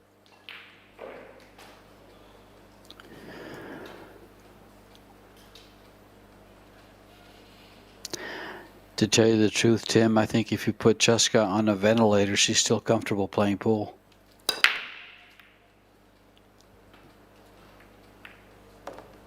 Oh, 2 ball drops. Anything on the 1, or will we have another safety battle? Probably a roll up on the 4. Or is she got? No. I like her playing this. I like her playing the 1 and following the cue ball right at the long rail to get on the 3. It's just such a small window to land on the 3 ball, and by playing that precise pace, you might hang the 1 ball. Like your stroke might get a little bit in between.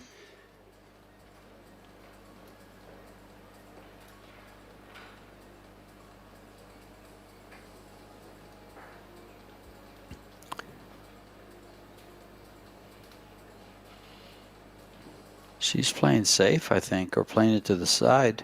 Yeah.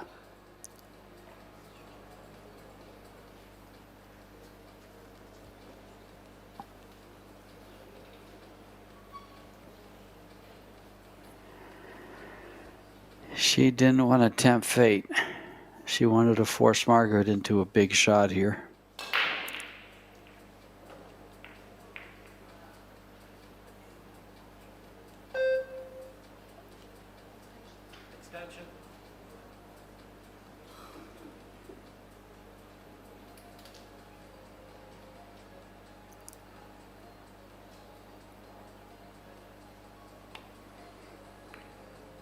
Wow, she still had a little edge, but that cue ball is not going to be enough. Now, how are you going to get from the 1 to the 3 ball now? Or will you have to play a safety on the 3 ball behind the 10? Can't see the angle. Oh, she could probably just play the safety. Draw this into the 4 and then stop the cue ball. Oh, she's going to play a safety here.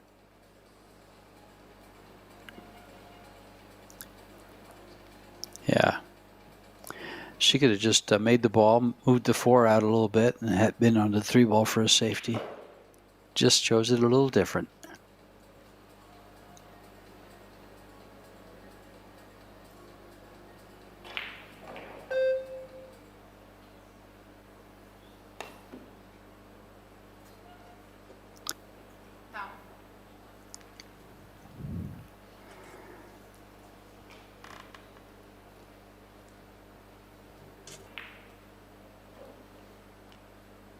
Yeah, what to do now? I mean, at this point, the only way to go offensive I like is to play the 1-6 combination, leave myself angle, and then go one rail into the 10. I have never seen her so indecisive. Oh, me neither. She could play the 1 into the top left corner and play a stop shot save on the 3 behind the 10 and 3 fall Margaret. There's plenty of options, but she's running out of time too. Called her extension. Could maybe... Oh, what about this, George? Bring the 1 next to the 3 ball and stun the cue ball over in between the rail and the 6. I think if she does that, she's going to want the cue ball off the rail a little bit so she can stun it. She's making the 1.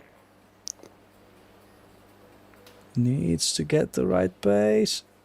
I don't think she can make the 3. But Margaret is on 2 falls. A third wall could be for the set. She'll have to freeze the cue ball up perfectly on the 10. The 3 ball is most likely going to track towards the 4, maybe a little bit towards the top left corner. Yeah, if she can put that 3 cue ball on the 10 ball, she's going to have a tough save. Oh, she makes the ball. Okay, well, I didn't think she could make works. the ball. Simple solution. Why couldn't you see that, Tim?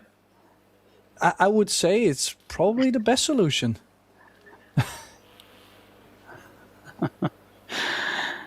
Oh boy, those little angles that we see on the table, on the screen, are just not quite what the player sees.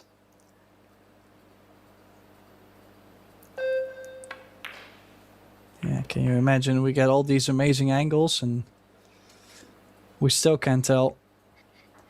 Now, this being awkward, can she still cue by the 7? I think it's close, but she only has to drop it in. Anything on the 6 will work to get to the 7. She's in trouble here, Tim.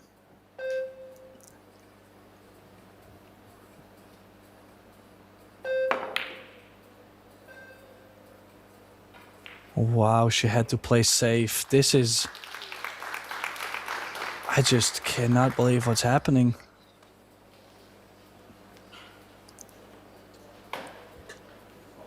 So Margaret is on 2 falls, but, you know, we should be assuming that's not going to happen.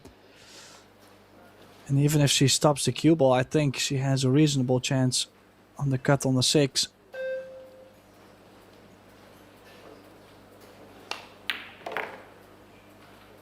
Oh, she did draw back. This is key shot. Get the 6 ball done. And I feel like you're 2-0 up in this semifinal.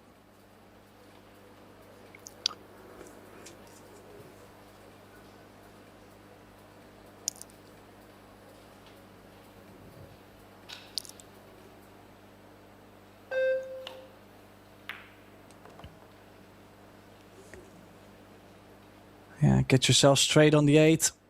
Put you straight on the 9. Fefilova. Massive chance to get a step closer to the final.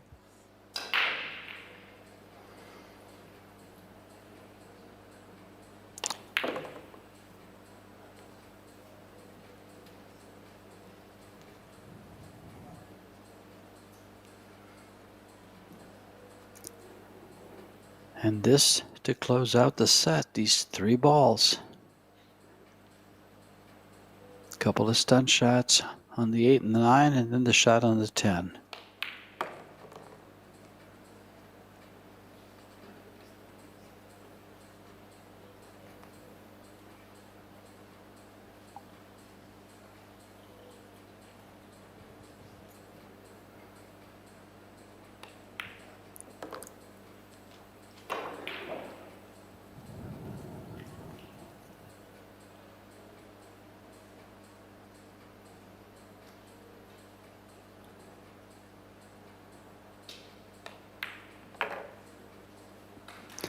And down it goes. Set number 2 goes to the young lady from Minsk, Belarus. Now living in the United States, married in the sets. That's where they alternate. Other than that, it's winter breaks.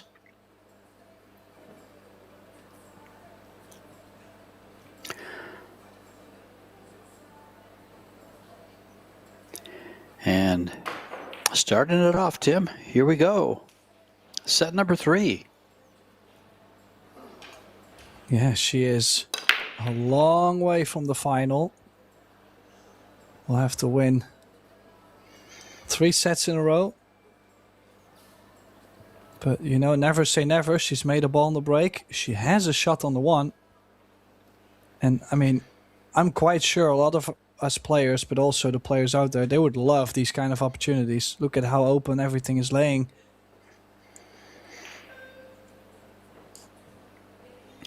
Pretty much pocket the 1 ball, go to the long rail and come back out for the 2, and you're out. Yeah, Sounds simple. That's indeed what everybody is probably thinking right now, but well, but you got to make that 1 ball. Yeah, this is where things have been just going AWOL all the time.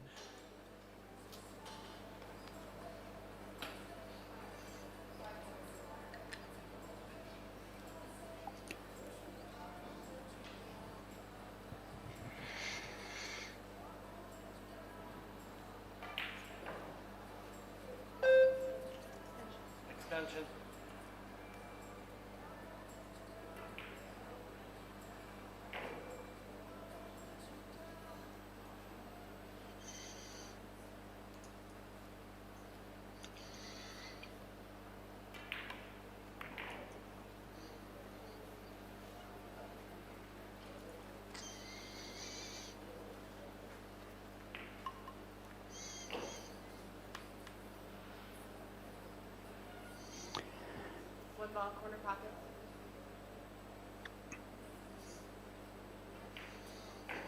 You know, the only thing I feel like wow, a little bit careless there. She needed a little bit more cut.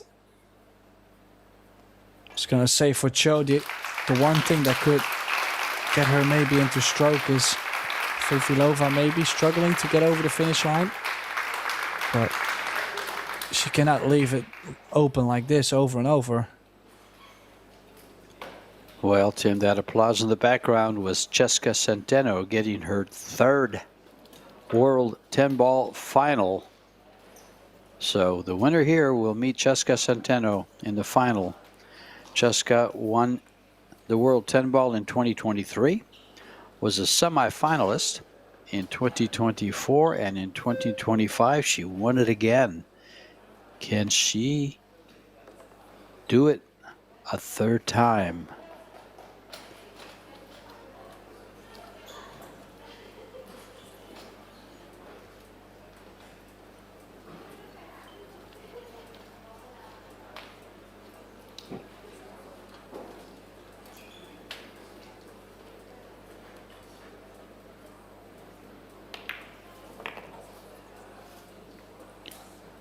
Well, now back to the middle of the table for the 6.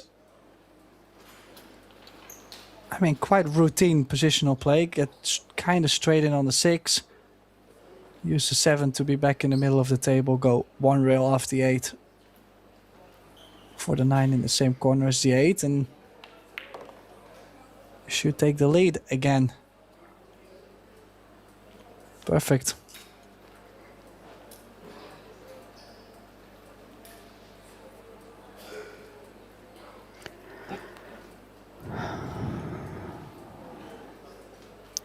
Well, so far in this tournament, Margaret has been Rita's kryptonite. She lost a winter qualification match to Margaret, and now trails 2-0.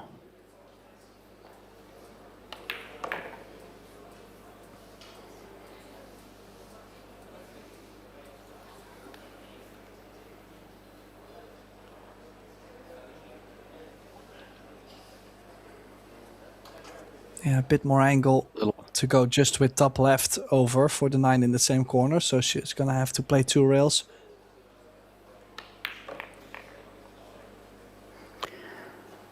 Little meditation from Chou in her seat as Margaret runs these remaining balls for the first game of the third set.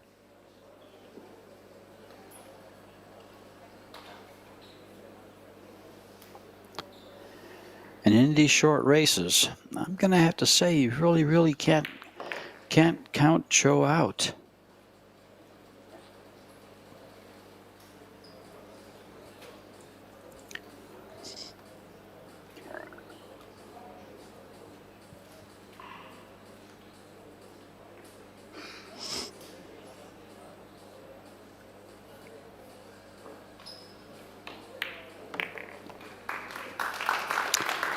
And down goes that first game of the third set.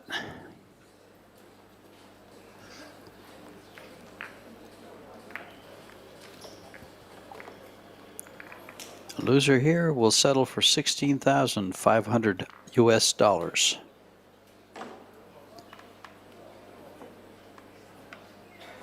The winner gets to double that or triple it if she goes on to win. But to win, they must beat the Flash.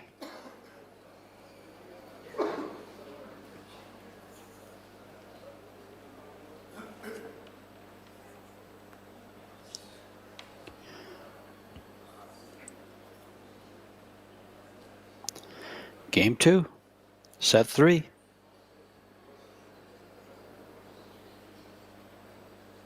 Yeah, the balls have been moving nicely on the break.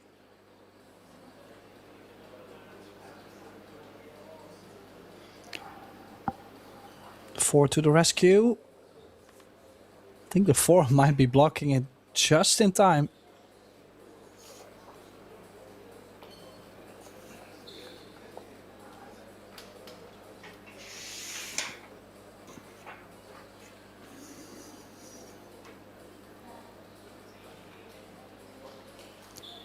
This is open, isn't it, for this one? Sure does look it.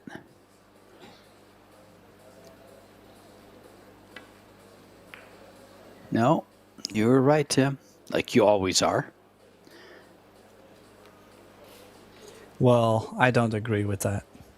I wish I was. Now, interesting. I'm not sure how much of the 1 she can see. If she has the left side of the 1, she could bank it in the 4. The cue ball to the left of the 8. If she doesn't have it, could become a bit of a trap. Because how are you going to bring the 1 ball out or the cue ball out? Yeah, she's going to go. She's going to cut this as soon as she can and come around that 7 ball to get down where the cue ball is now.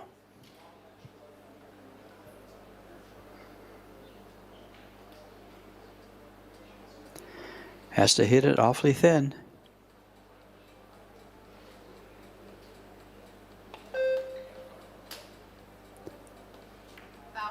Not that thin.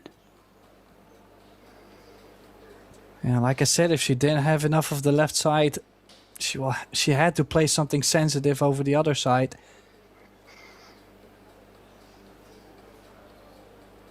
I'm just worrying. Like at this point, do you think Margaret is thinking like, you know, with the ball in hand, Chou hasn't been running out as well, so, you know, I might get another chance to the table because that's how the match has been going.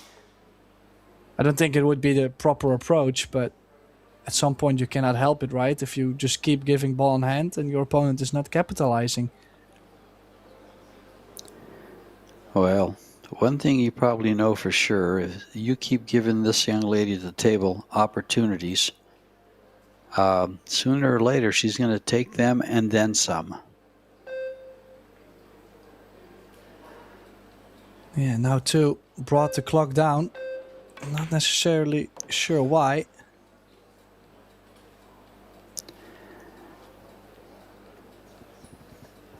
Rita Chou is probably one of the top She's definitely in the top 4 or 5, maybe even 3 players in the world.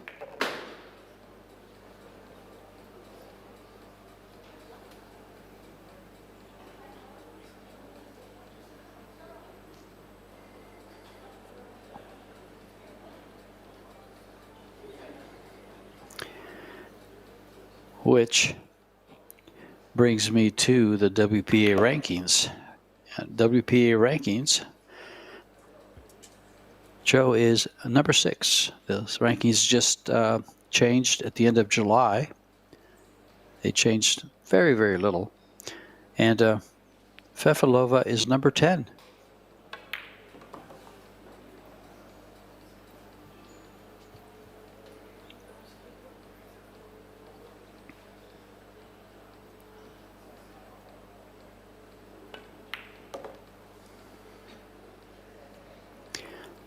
But one thing to keep in mind is those WPA rankings have a lot to do with the number of tournaments, WPA tournaments, that they play in.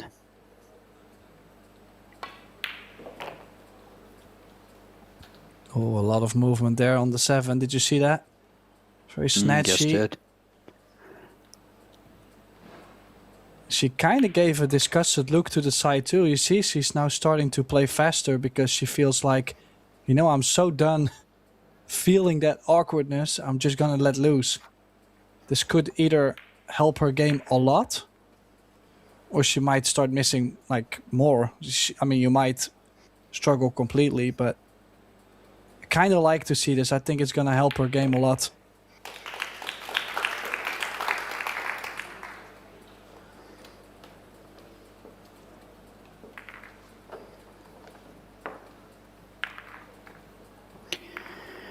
Yeah, the rankings had just changed.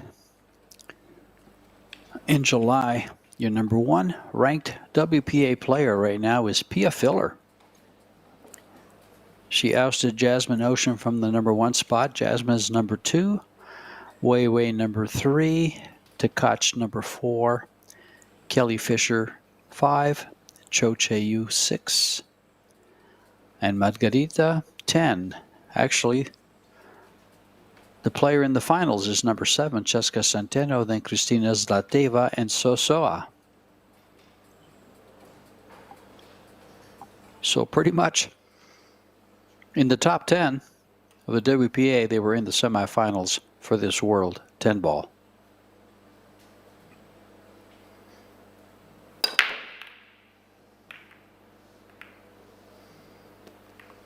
Six ball is down, a shot on the 1.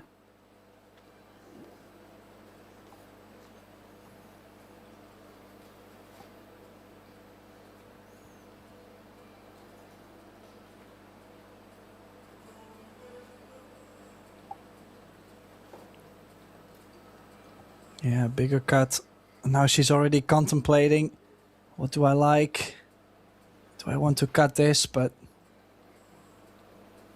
kind of feel like the cut is too dangerous.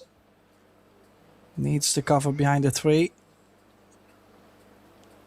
You see, like, I don't know why, but I have a feeling that she's now playing a little bit quicker. I think it favors her a lot. Well, the only reason she's been playing slower, Tim, she's been indecisive. Yeah, of course. I don't understand. I don't understand why. I don't know what has happened between. She usually is not so indecisive. Oh, did she get enough of the cover here? I mean, we gotta make sure we don't take anything away from Margaret. Like you said in the beginning, she has been playing very consistent. Last couple of years has been very consistent for her. And if Chou is not going to run out, Margaret will. Yeah. From watching Margaret play over the last, well, in her 2, semifinal finishes,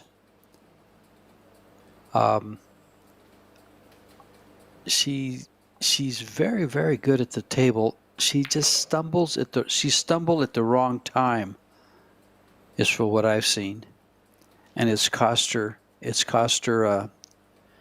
Well, I can still remember the shot she missed in the World 8-ball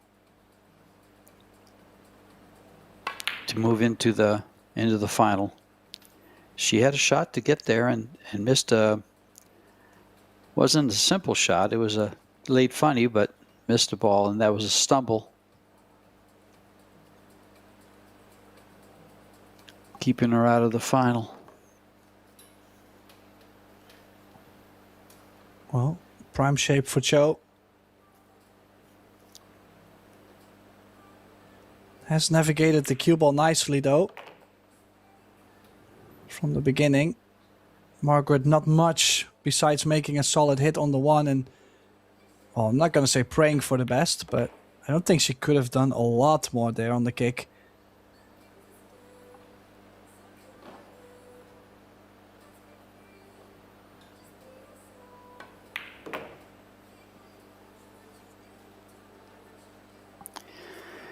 Well, when you keep giving this young lady here at the table opportunities, she normally will tax you for them.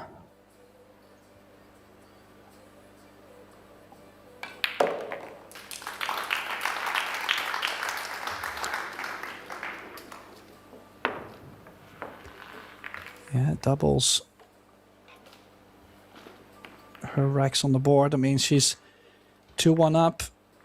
This is kind of the point where she struggled a couple times to get on the hill first in the opening set.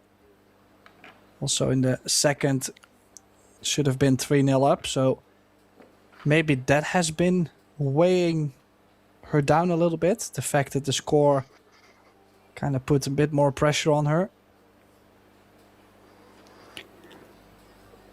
Well,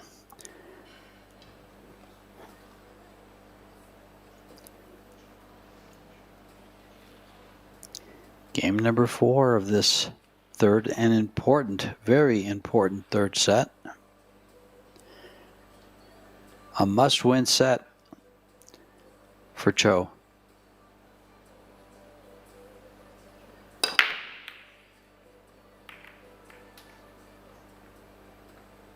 Goes 5 balls down. 7's a problem.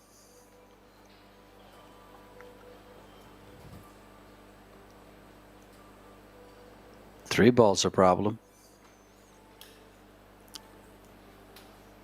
You see any more problems, Tim? Well, any more than this? Well, she doesn't. Any more than the any more than the 3 balls on the left rail and the 2 on the top rail? No, not at all. Well, I see another problem. The cue ball behind the 4. Yeah, I see another one. Oh, That's no. Margaret's ball. Well, we've got 3 and 3.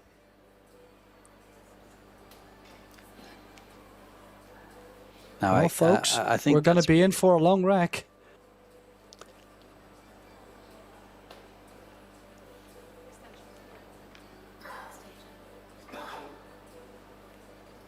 I mean, it's either you go 2 rails, or 3 rails actually, or zigzag, 2 rails soft into the 2. I don't like this so much. I'd rather go short rail, bottom long rail than the top long rail. I think the arrival onto the 2 ball is a bit nicer. Side pocket comes into play here too. Oh, beautiful. Great hit. Played it really well.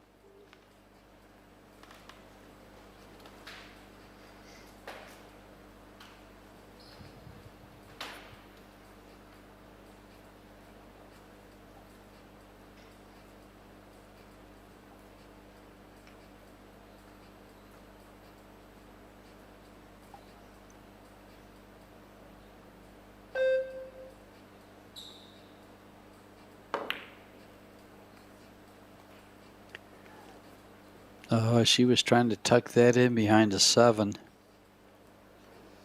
Well, the good news is she did lock the 7 and the 8 back up, so it just makes no sense pocketing the 2. I might actually just put it over the corner, like something odd, you know, forcing my opponent to start the run out. Because this is not going to make much of a difference as well.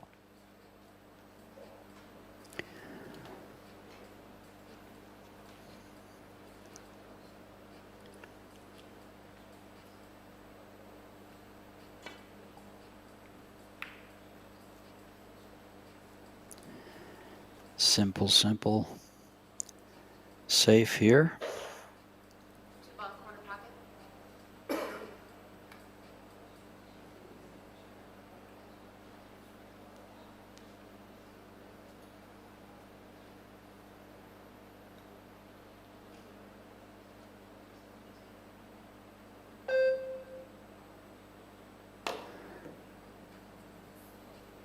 Foul.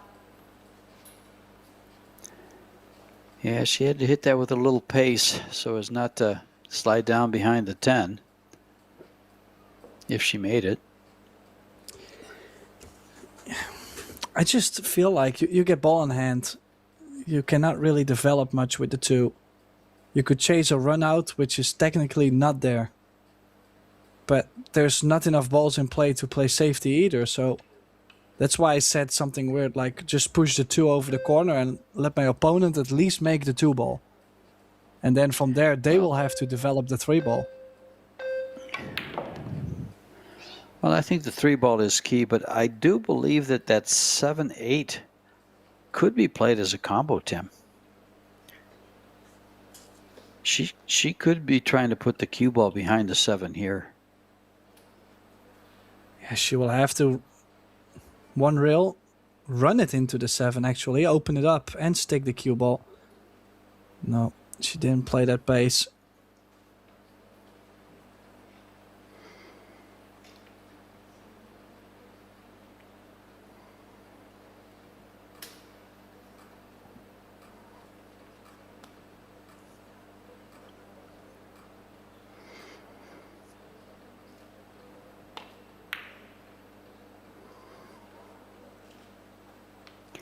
I like this safety right here, that 2 rails to the bottom short rail. 9 feet away. Yeah, but the 4 does play pretty big to bring the cue ball behind. Yeah, she still has to get there. Oh, she played it very full.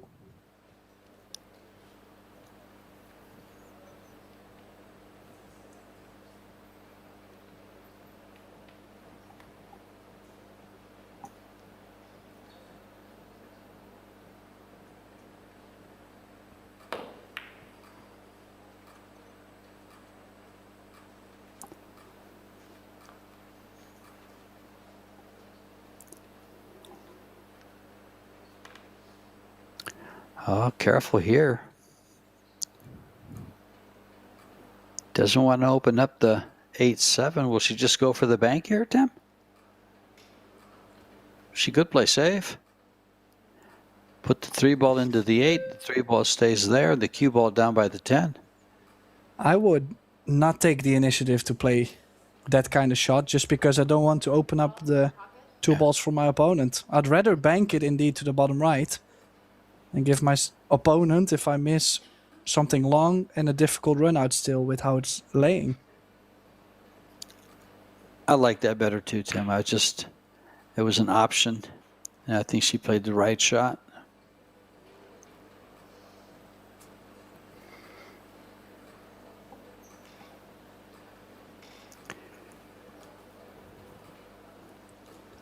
Well, it looks like she is wanting to go offensive. So that means she needs a big angle on the 6 to run into the 8 and the 7. Also has to make sure not to stay frozen onto the 8. Oh, well, the shape on the 4 already a bit trickier. Well, it looks like she's going to have an angle to do what she wants with the 7. Once she makes this 4 ball and shoots the 6.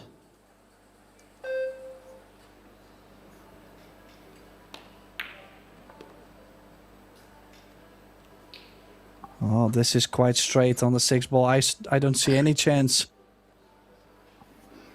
to open up the 7 and the 8. I thought she was going to stun the ball over to the right-hand rail. I didn't think she'd follow that down for trying to come back up.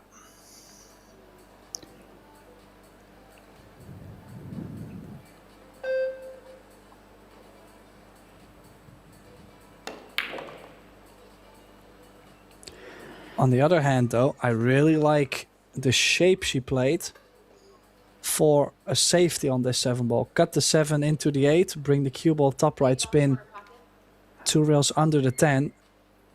Yeah, she's looking where to bring the cue ball. Don't be tricked, don't be fooled. She's not trying to make the 8 ball here.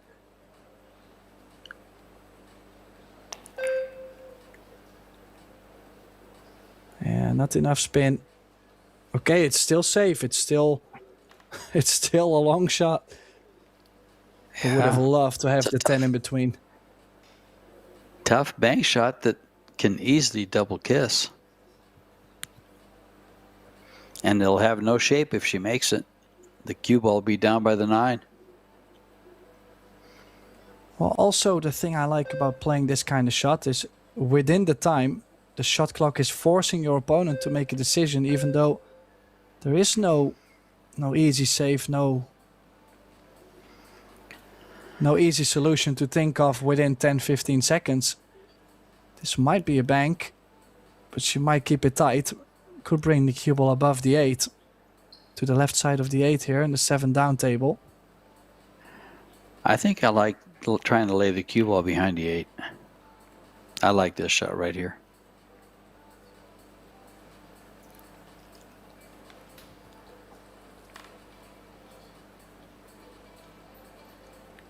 Well, Chou definitely going to try and bring the 10 in between, unless, well, looks like she's called it. This might cut.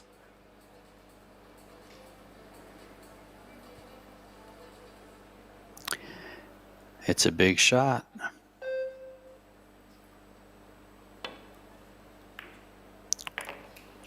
It's a game winner. And it's going to be a great angle on the 8 ball too, George. Is she going to put herself on the hill first this time? Yeah, that shot had a lot of reward to it, and she made it. So now she's got these 3 balls to go to get on the hill for her first set. And she's done this nicely.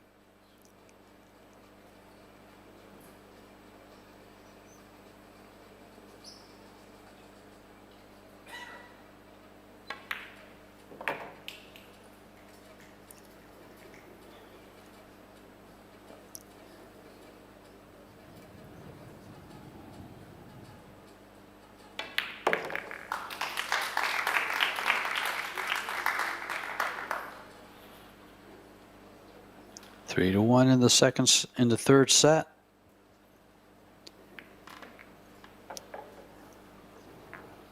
Margaret's got to give this a run. She's got to get up there and win 3 games in a row and close it out to get to the finals. The final match will be tomorrow afternoon here in Rome, and I believe it's going to be at 3:30 in the afternoon.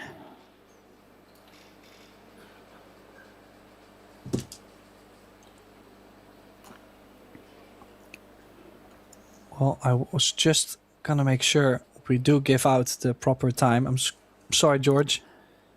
It's okay. Actually 1:30. Is it 1:30? Okay. Yes. Keep in mind, it's a 9-hour difference for me, so I can't add. But thank you, Tim. Well, I just want to make sure not everybody's showing up at 3, you know. And they've missed half the match? Exactly. I agree. Thank you.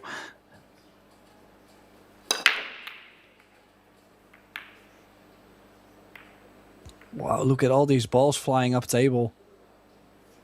You know, these are like, if you break the balls like this and you see all those balls moving to one side, you feel like, oh, I have a chance. Yet, again, nothing going in.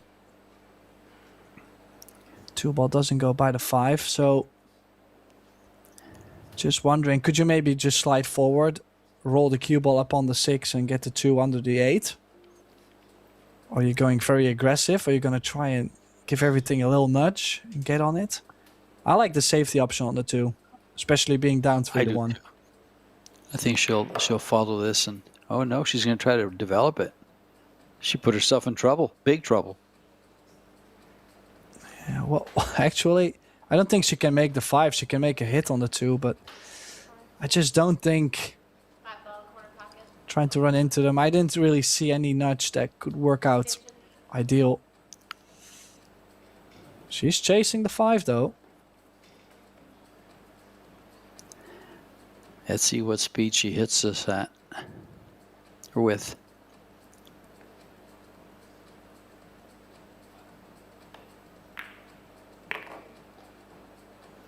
Cue ball. Oh, and that. Oh, the cue ball still stays. Yeah. Wow. I was assuming the cue ball would have followed. Well, you know, she's still at it. A little more distance from the 3 all the way down to the bottom right, but float this in, give yourself an angle to where you only have to make the 3 ball to be on the 4. Takes a lot of pressure off. I think this is gonna work just fine. She's gonna try and make a run for it, George. She's gonna try and put herself on that double hill. It's only 2 racks. Well, it's a free shot. I mean, why would you not really make an all-out effort to win this, close this out in 3 sets?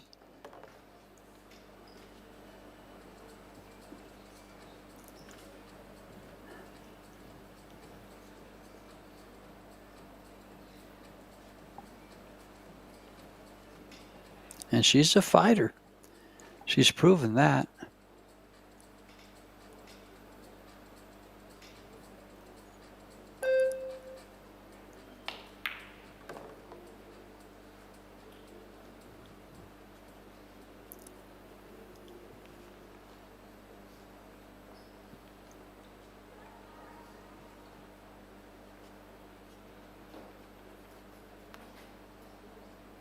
Would you stay?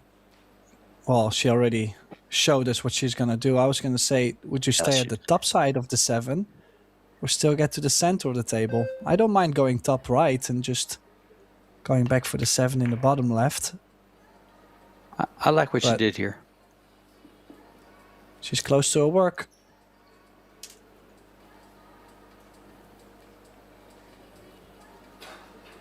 And here, if she happens to come off too much off that rail, she can always play the 8 to the side, but she'll play to the corner for a stop shot on the 9. Or just bring it back a little for an angle to get to the 10.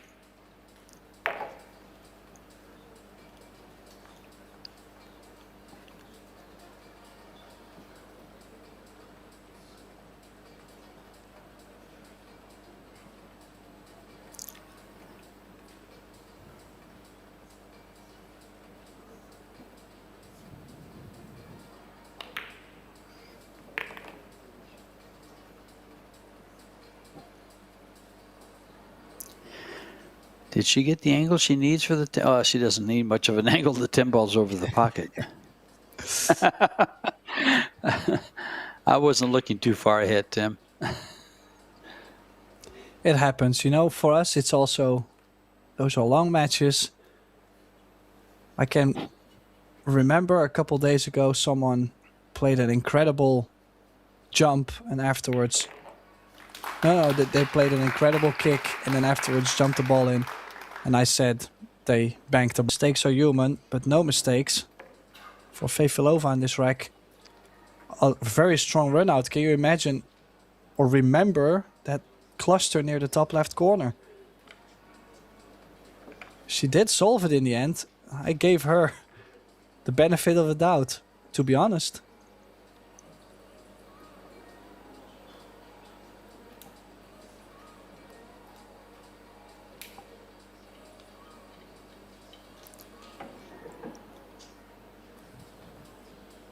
Well, she's only a game back.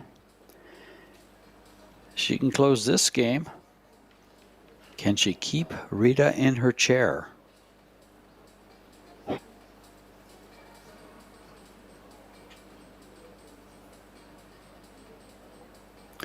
She's got the break for it. She's got the game for it.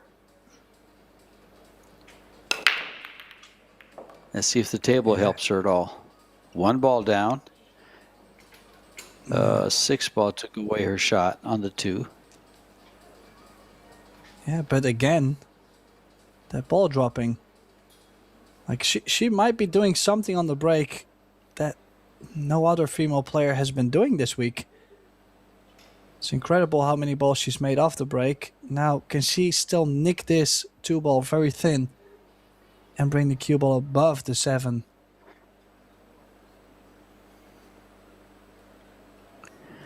It's going to be a thin hit.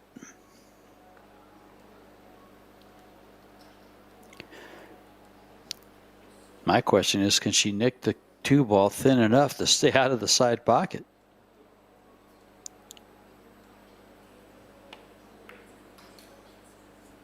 And the answer is yes. It's not going to get the cover, though. Is there any pocket for the 2? Well, there's always a pocket for the 2. Is she just going to take this on? That's the question. With the 8 there, it might be free, Tim. Might be a good 2-way. No, it's hard to hold it there. It's real hard.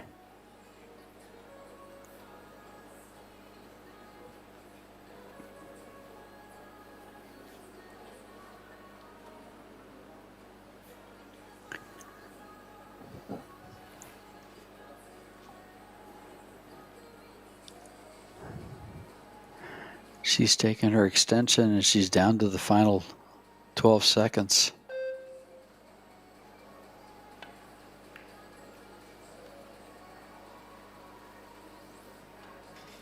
Yeah, I like this play, though. I mean, in case she took a little bit more time here to make a decision. And it's definitely one that Margaret should make a hit on.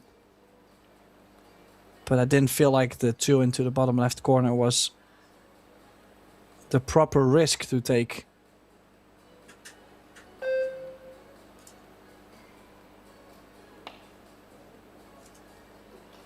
If she kicks it in, no. I was going to say, make it, you might be on the 3 ball. But this sleeve ain't too bad either, George. It's a good one.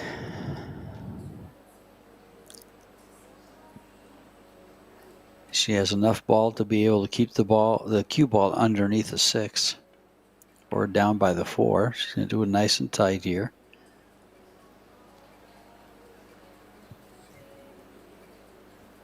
Corner pocket.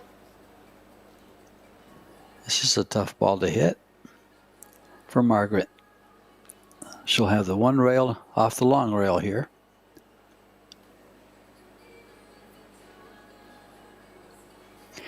But it kicks it to an open position. Not much chance of getting safe.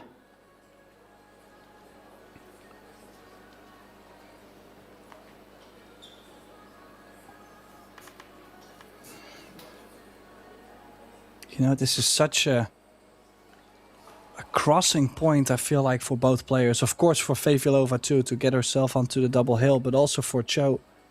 If she can get this rack in and she wins the set, I think she's going to show up so much stronger later on. So it's like, what way are we going? This is the crossing point.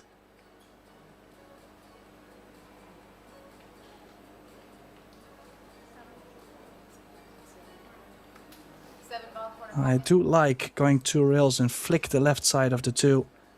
Bring the cube all the way down to the 10. Or under the 10 even.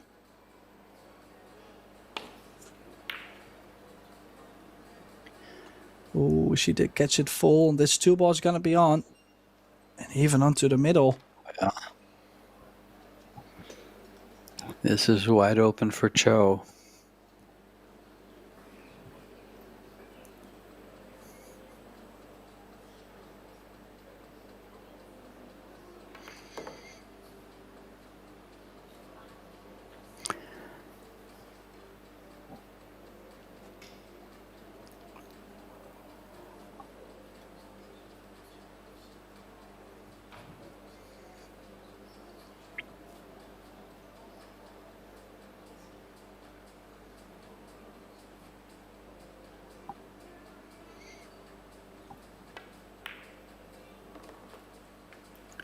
Oh, this is a bit slow.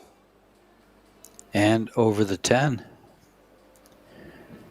Well, I guess it's time for a couple more safeties, but how did she play that too soft, George? You know, like to come out, she could have played the long run, you know, and always be on the 4. Just weird, I agree. characteristic mistakes. Yeah, she just hit it too soft. She still would have had a good shot on the side pocket, but the corner was the play.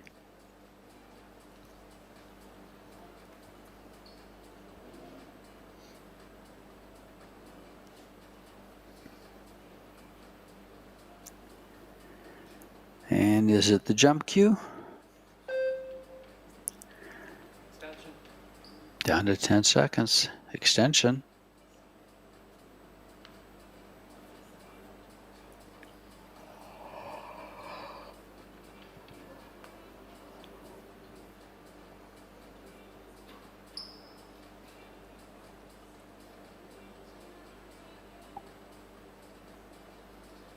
Carom on to the 5 coming. No. Nice hit. Any luck? No. 4 does go.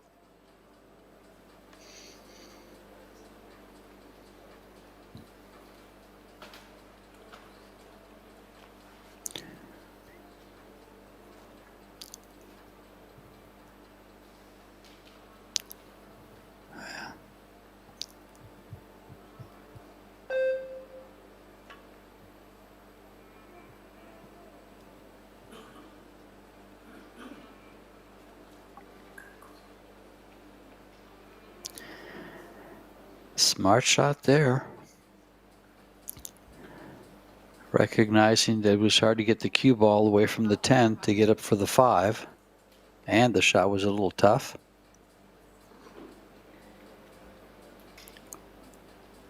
Played the easy safety.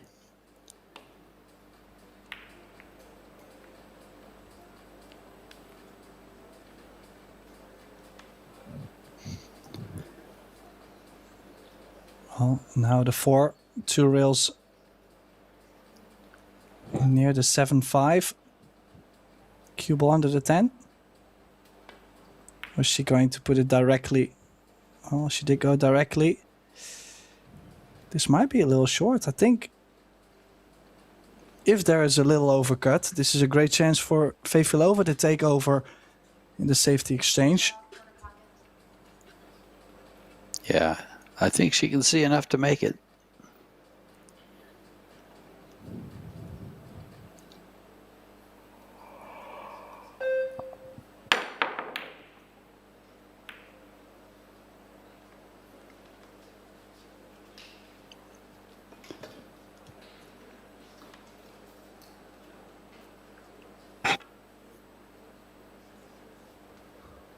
Now then, we have seen her struggle to get one set on the board. Will she be able to close this out? I think this is a very difficult layout too.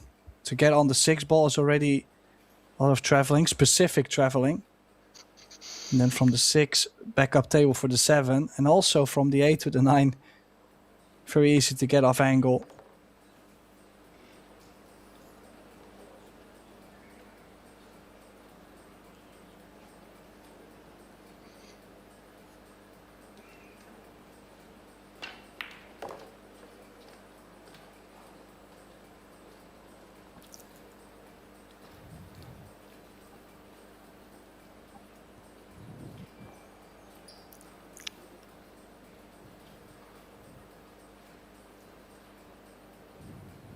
You would say near center of the table works fine on this, but getting a couple balls short or running too far. Yeah, she has run too far. I knew there had to be something, George. She's in a little bit of trouble. She's going to have to go 3 rails here to where the cue ball is now.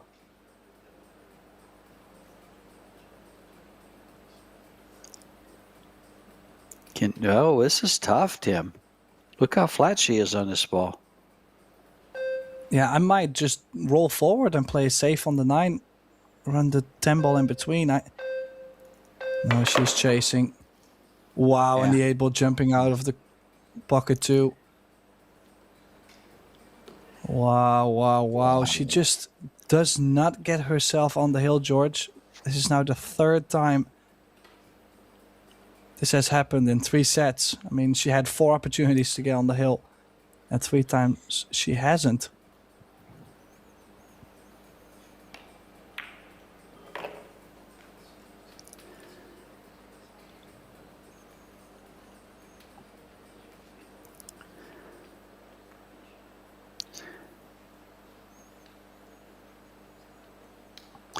I wonder how much that earlier loss to Margaret plays in Rita's mind.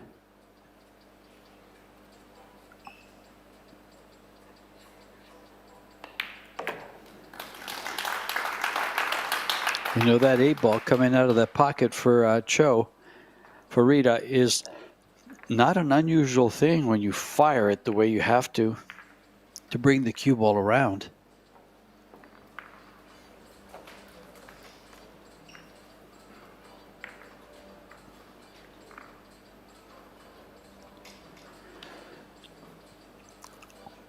This match is worth double the money. The loser here gets 16.5. The winner is guaranteed 33,000, but a chance at 55 if you win the whole tournament.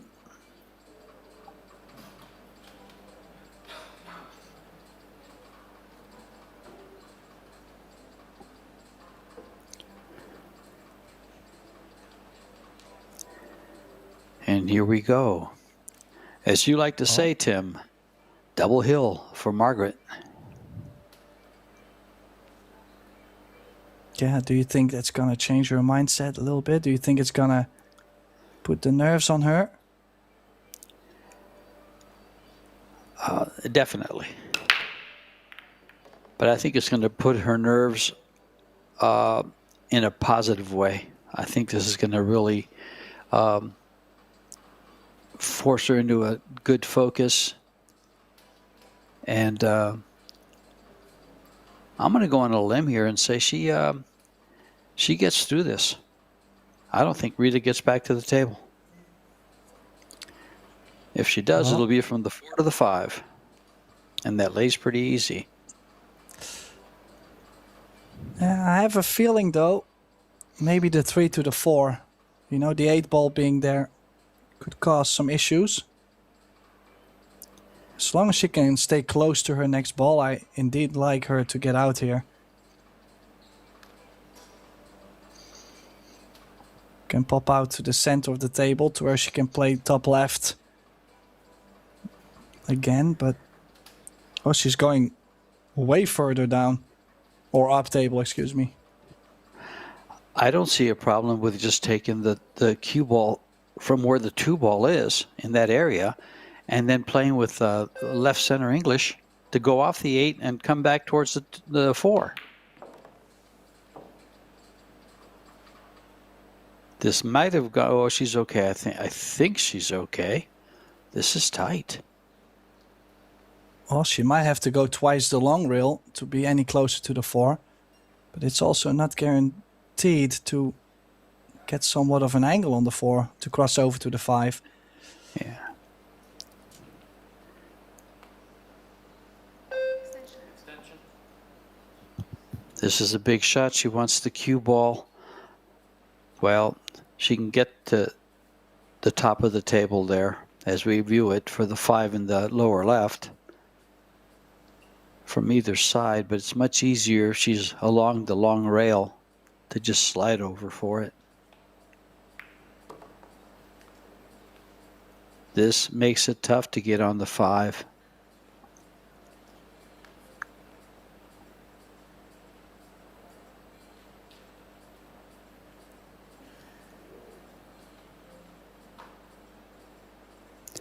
She could choose to play the 5 to the upper right-hand corner.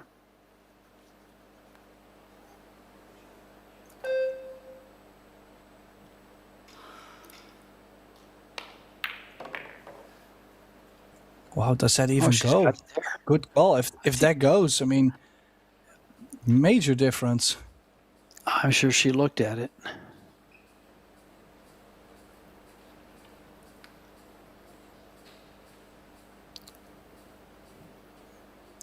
What a way to close out the set with a break and run. Oh, Oh my. kind of feel like she did push the cue ball a bit there. A little bit of body movement Yeah. didn't help her out as well.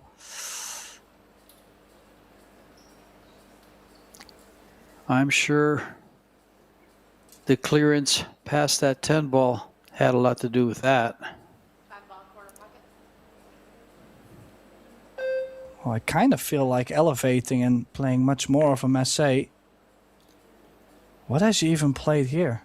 She is like so short.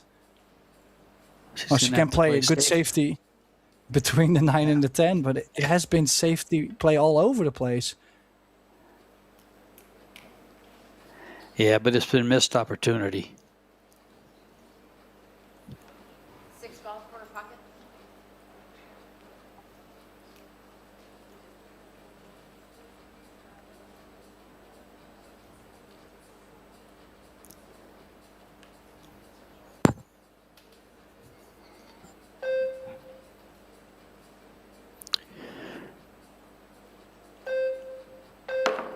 Looks like she's coming 2 rails at it. What a nice shot. What a very nice shot there to catch the side of the 6 to send it to the middle of the bottom rail.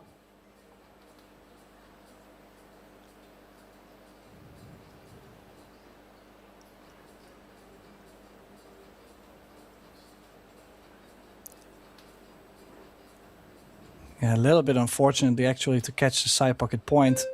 I think the 9 or the 10 would have come in between. Oh, this is tight. Oh, can she Might keep the have cue ball it. on the table? Yeah, you could. I mean, the jump is always there, but like I said, or like you said, excuse me, to keep the cue ball Yeah. on the table is the biggest trick. She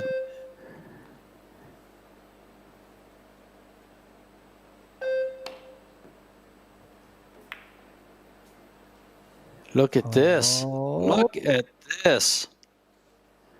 Apologizes, but why? You made a great hit, and that was always a possibility. That could be a match winner.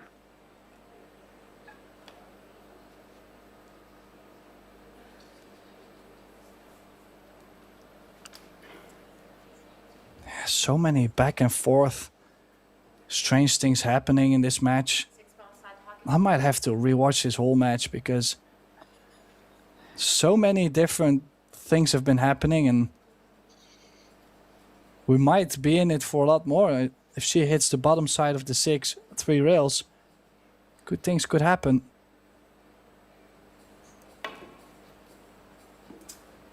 Oh, yeah.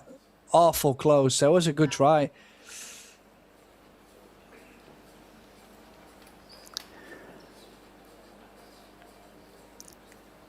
Well, this could be, that could have been the last chance for Rita to win both tournaments. She won the Predator, the Fujifilm doubles Master Showdown with Christina Tkach, and she could go on to the final to meet Jessica Centeno. But instead, it looks like Margarita Fefilova needs to close these 3 balls out.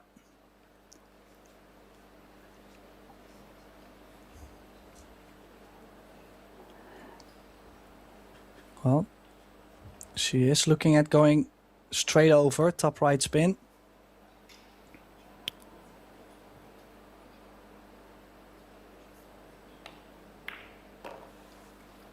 This is a little bit short though.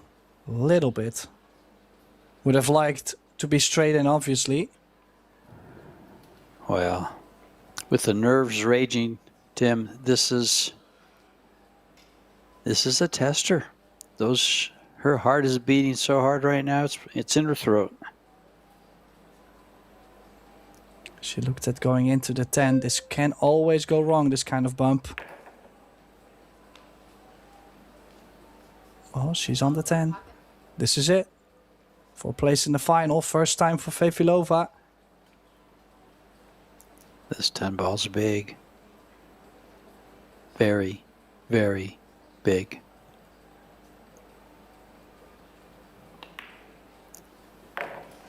And it is down. Margarita Fefilova-Steyr moves into the final to beat Chieh-Yu Chou in this Women's World 10-Ball Championship, her first final. What a match, Tim.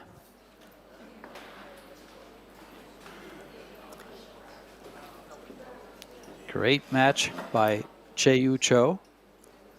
After winning the doubles, moves into a semifinal finish here. And we'll be back tomorrow with Margarita Fefilova-Steyr versus Chieh-Yu Chou at 1:30 in the afternoon, Rome time, to see who is the $55,000 champion. This has been George Chieh-Yu and Tim de Reiter, bringing you the live action from Rome. Thanks for joining us. Come back tomorrow.